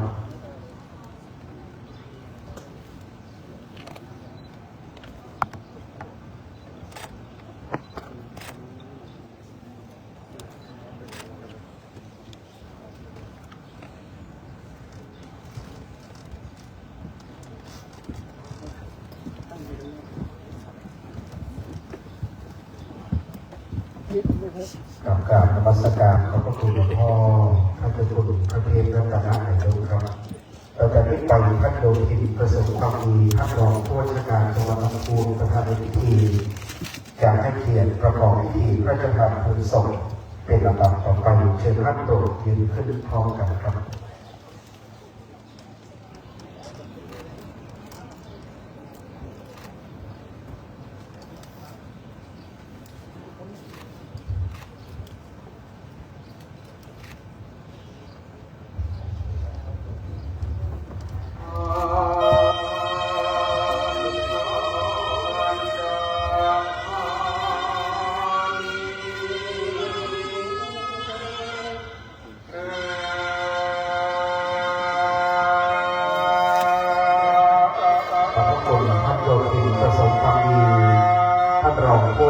จังหวัดลำพูนประธานในพิธีให้เกียรติประกอบพิธีพระราชทานเพลิงศพส่วนท่านได้โปรดนั่งลงครับท่านประธานครับจากนมัสการขอบพระคุณหลวงพ่อท่านเจ้าคุณพระเทพรัตนนายกซึ่งในสมัยก่อนนั้นท่านพระครูธรรมรงค์วีรพิทักษ์ได้เป็นศิษย์ในพระครูที่นิเกศยานุการอาจารย์พระมหาอุระได้อาศัยในโลกบารมีธรรมคณะสมุทรวัดพระธาตุครับการนิมนต์คณะสงฆ์ขึ้นมาต่อไม้จันทร์ท่านเจ้าคุณพระศรีธรรมโสพล เดี๋ยวขึ้นไปวางปูน เป็นประธานครับท่านเจ้าคุณพระเทพเราที่วัดพระจุลทีพระรามหลวงจังหวัดพังงา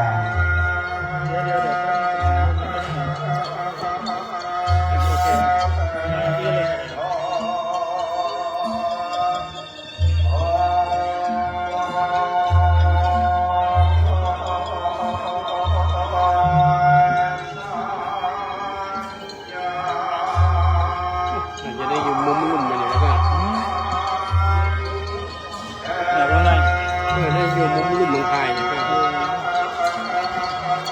มีกล่องอยู่ ก็ครูเทพให้กะ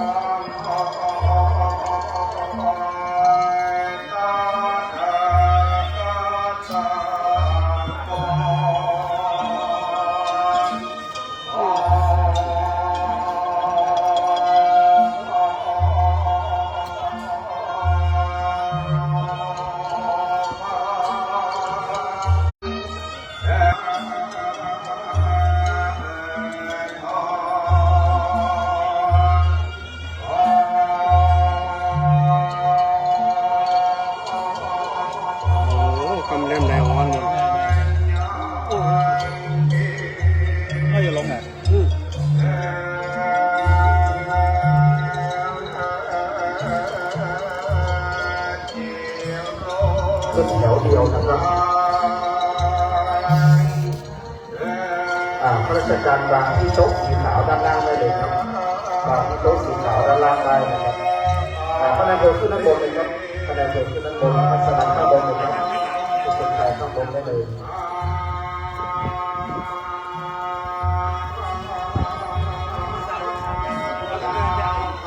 สภาแม่บอกหินวางที่โต๊ะทางเหนือได้เลยเด้อโต๊ะทางเหนือวางได้นะครับวางได้สองด้านเลยครับวางได้สองด้านเลยครับโต๊ะที่เหนือวางได้นะครับ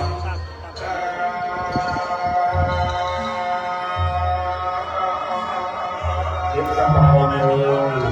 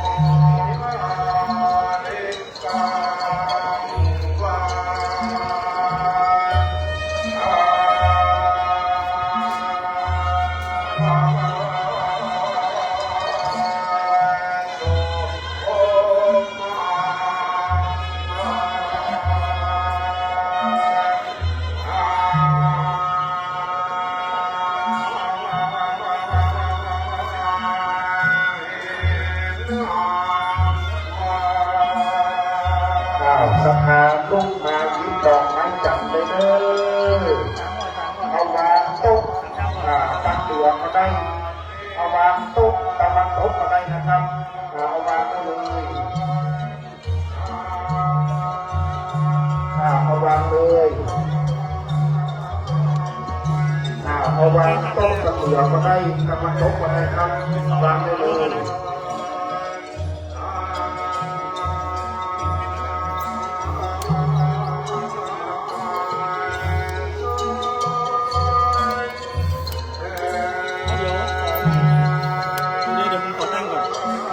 ขอภาษานิดนึง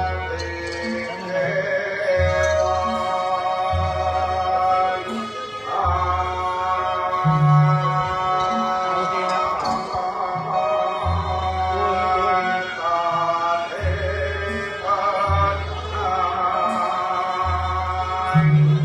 สภาแบ่งมาตั้งเหนือที่โตยแบ่งมาตั้งเหนือที่โตยแบ่งสองด้านเลยครับแบ่งมาต้องตั้งเหนือลูกหลานเจ้าหน้าที่ต้องเอาถ้ามันเด็กระโบนขึ้นมาใส่บนก็เลยลูกหลานเจ้าหน้าที่รับทานหมดเลยถ้าว่ามันเด็กตุ๊กละเอียดเรามาจัดมาใส่ทหารบนเลยครับช่วยกันคนละไม้ละมือเลย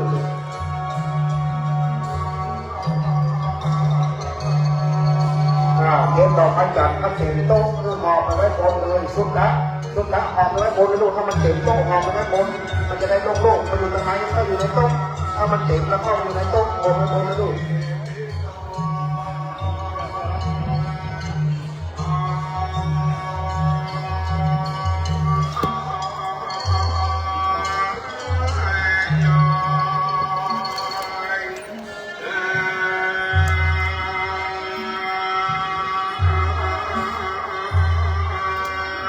แบ่งมาตั้งเหนือเป็นพวกเลย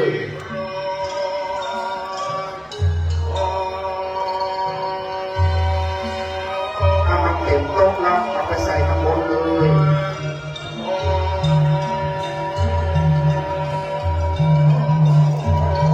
นัดหมาย6 โมงเย็นนะครับกระเดียวไปเวียนข้ามาก็มาร้อนเต็นเลยกระเดียวมา4 โมงครึ่งร้อนเต็นนะครับบ่าย 4 โมงครึ่งก็มาทำงานร้อนเต็นเลย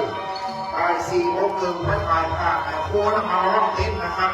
เอาจะนัดหมายร้อนเต็น4 โมงครึ่งเวลา6 โมงมาจะเริ่มพิธีอาบน้ำขึ้นไปฟังเทศ6 โมงเย็นนัดหมายแต่ร้อนเต็นเก็บครัว4 โมงครึ่งเริ่มบ่าย 4 โมงครึ่งเก็บเต็นเก็บข้าวแล้วก็เย็นแน่หรอเป็นต้นไปนะครับ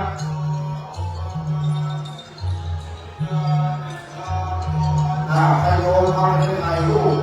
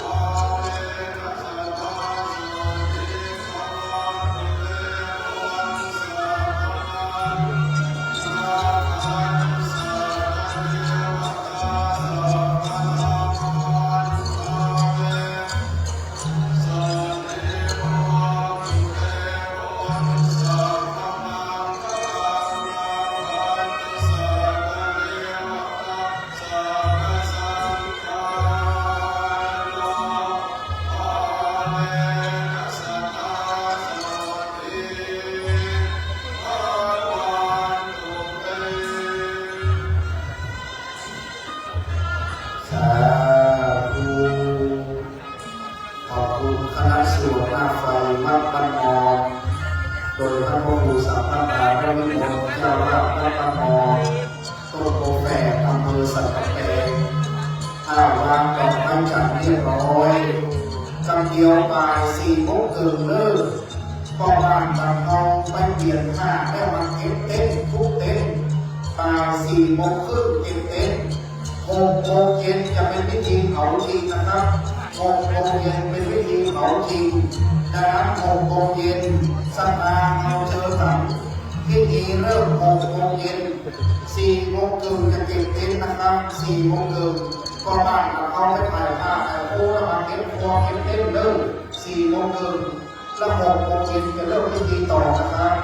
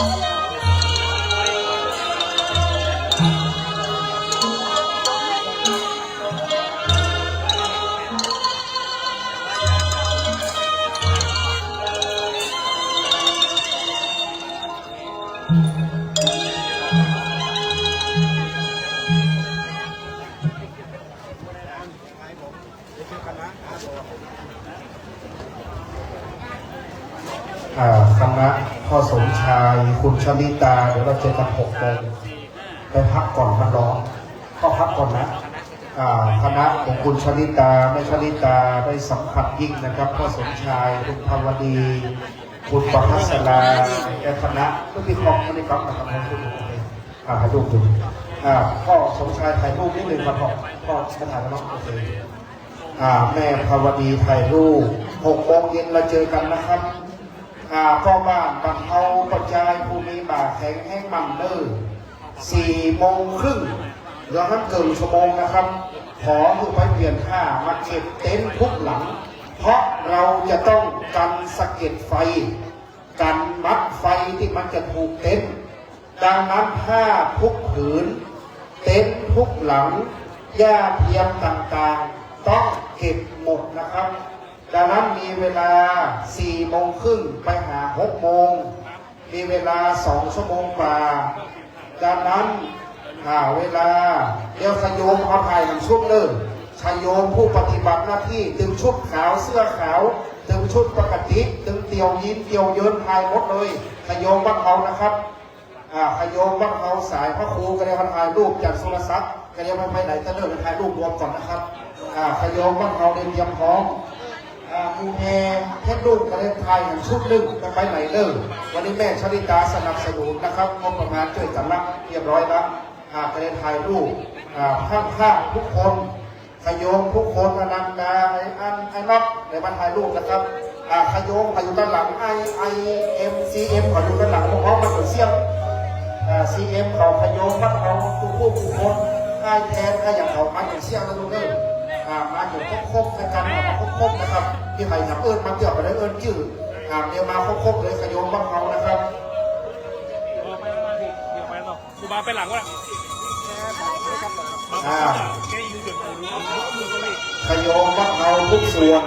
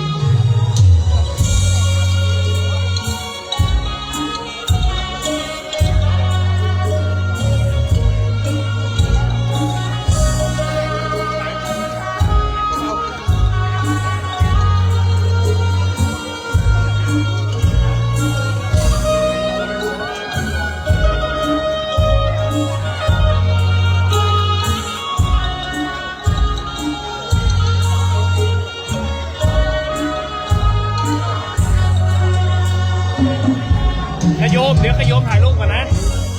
เดี๋ยวขยมถ่ายรูปด้วยกันก่อนก็น่ากล้าโอ้อย่างงั้น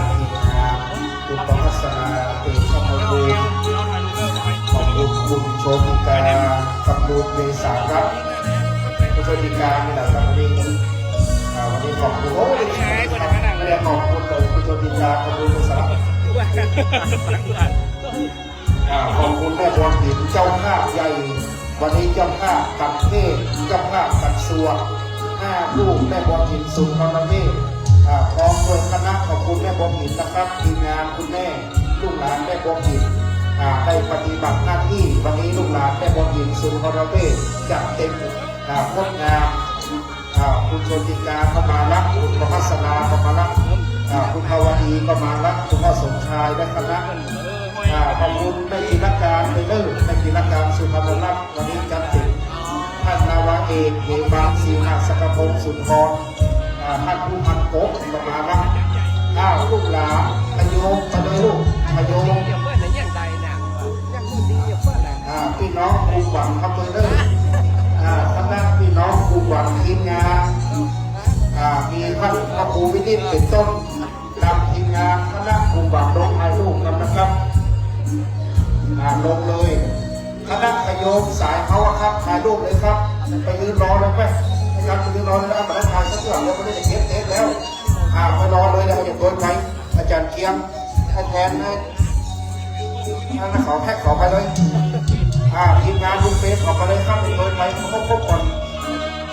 ICTF ขอไปไหนขอบคุณแม่ได้บอกไปไหนก็ได้สาธุเจ้าที่การวิทย์เขาว่าที่ตี3หน่อยคุณบางการบอกทีมงานลูกหลานทีมงานคุณหวังทีมงานคุณภาพ เข้าเลยยืนเลยปูยืนได้อยู่กำลังยืนอะไรหน้าแตกทีมงานขยมทุกส่วนCMเขาพร้อมกันมาปูเขาที่ไหนบ้าง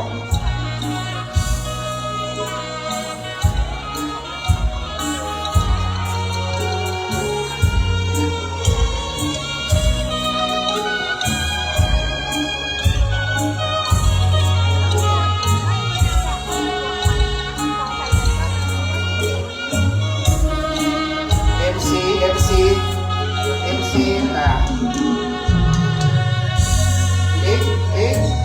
สมิงไม่ได้สมิงมาดูมานี่อิงเข้าไปปูอิงเข้าไปเร็วมันฮอต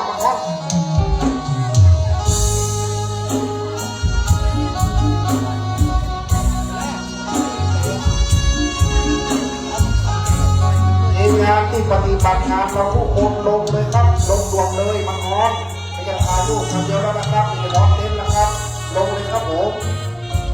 ทุกคนเลยครับที่ถ่ายวันนั้นนะครับทีมงานเราครับทุกคนเลยครับด่วนเลยครับ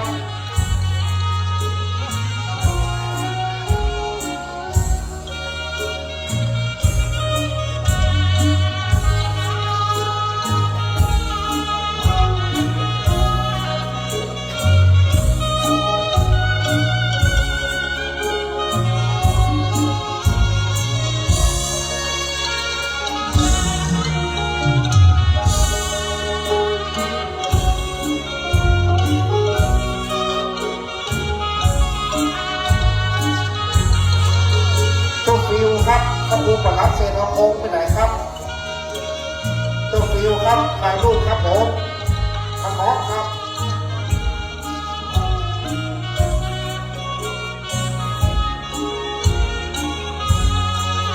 คนห้าโอ้ยมันลงมาไม่ครับมาเลยด่วน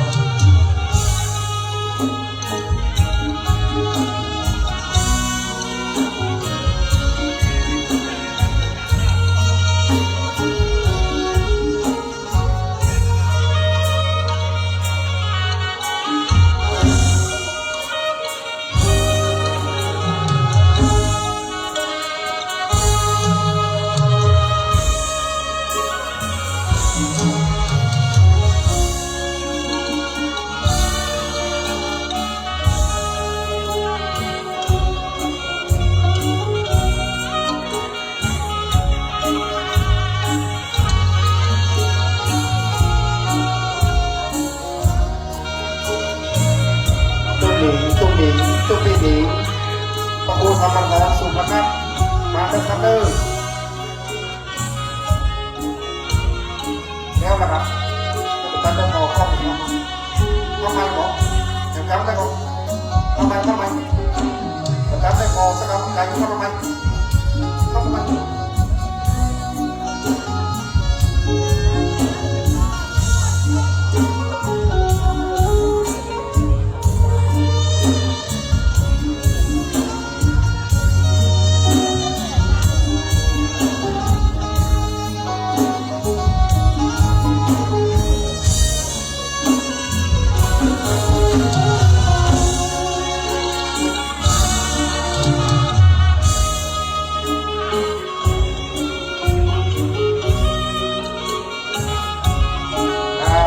อบคุณครับ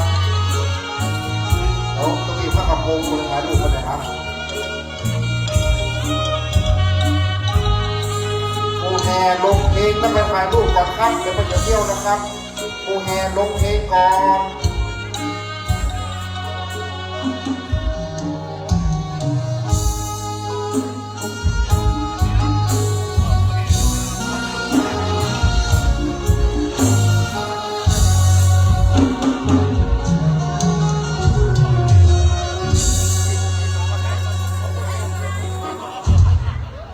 ปูแห่ไปถ่ายรูปเลยครับไปถ่ายกับพี่มาเลยวันนี้กับกองวงกี่ชุมก่อนให้สงการ8 นะ อย่าถ้าเรา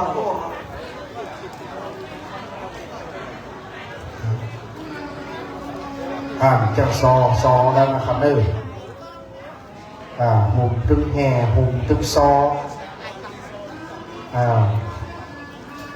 กระเดียว4 โมงเกินก็กำนันคนเขานะครับถึงปริวัติถึงมดถึงมวลนะครับกระจายบรรเทาไปถ่ายผ่านแล้วมาร้องเต้นหมดหนึ่งต้องมีความบัญชาการนะคนเดียวหนึ่งเก้าอี้อะไรจะเอาใส่ห่มใส่วิหารอะไรจะเก็บจะเมียบกระเดียวเขาจะได้มันแบบมันแบบเพี้ยนน้ำดีครับแต่เมื่อจะจัดอะไร6 โมงก่อนเริ่มกันใหม่แต่4 โมงเกินนิดเดียวก่อนการต่อทายดีขึ้นใดกันเด้อเอาตาเนี่ยมันช่ำดีอยู่ตั้งแต่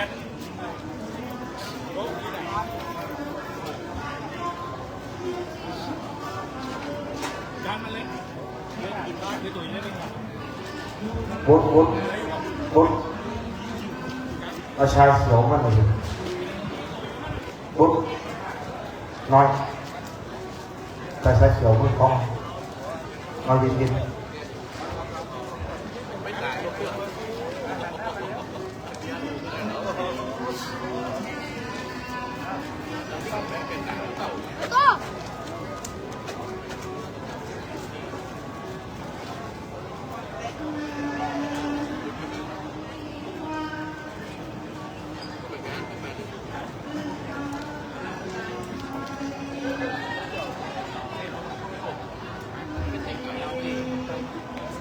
สอบนักศึกษาวิชาทหารยกโต๊ะนู่นกลับมาให้อาจารย์ก่อนที่เอาวางดอกไม้จันทร์ด้านหน้านู่นน่ะ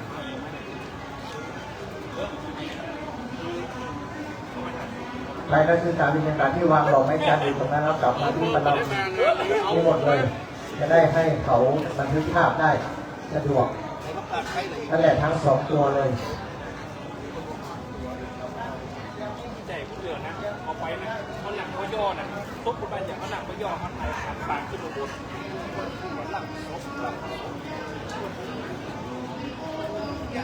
อาสทายโยมพยาบาลได้หนังสือที่ระลึกเมาที่กองอำนวยการได้เลยเด้อเมาที่กองอำนวยการได้เลยจะเอาไปแจ้งใครพ่อก็มาที่กรรมการนี่เด้อ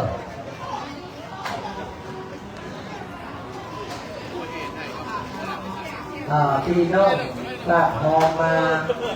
เดี๋ยวไปมือเพื่อนว่าได้มาที่ตอนนี้กรรมการได้เลยเด้อ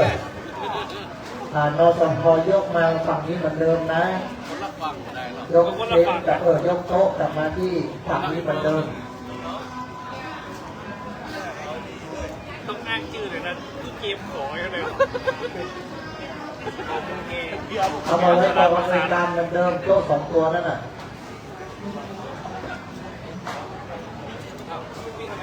เช่นกันสีแล้วรูปไปตัวเดี๋ยวก่อน4 โมงครึ่งมันจะมาเองจริง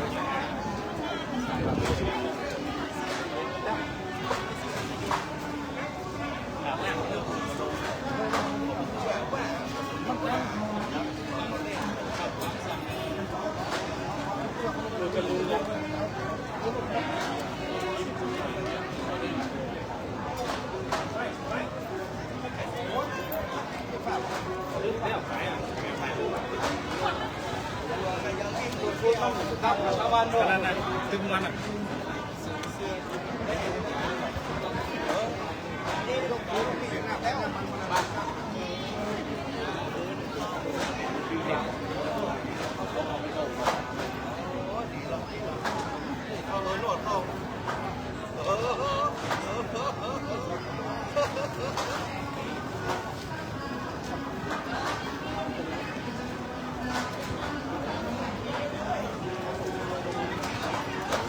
อ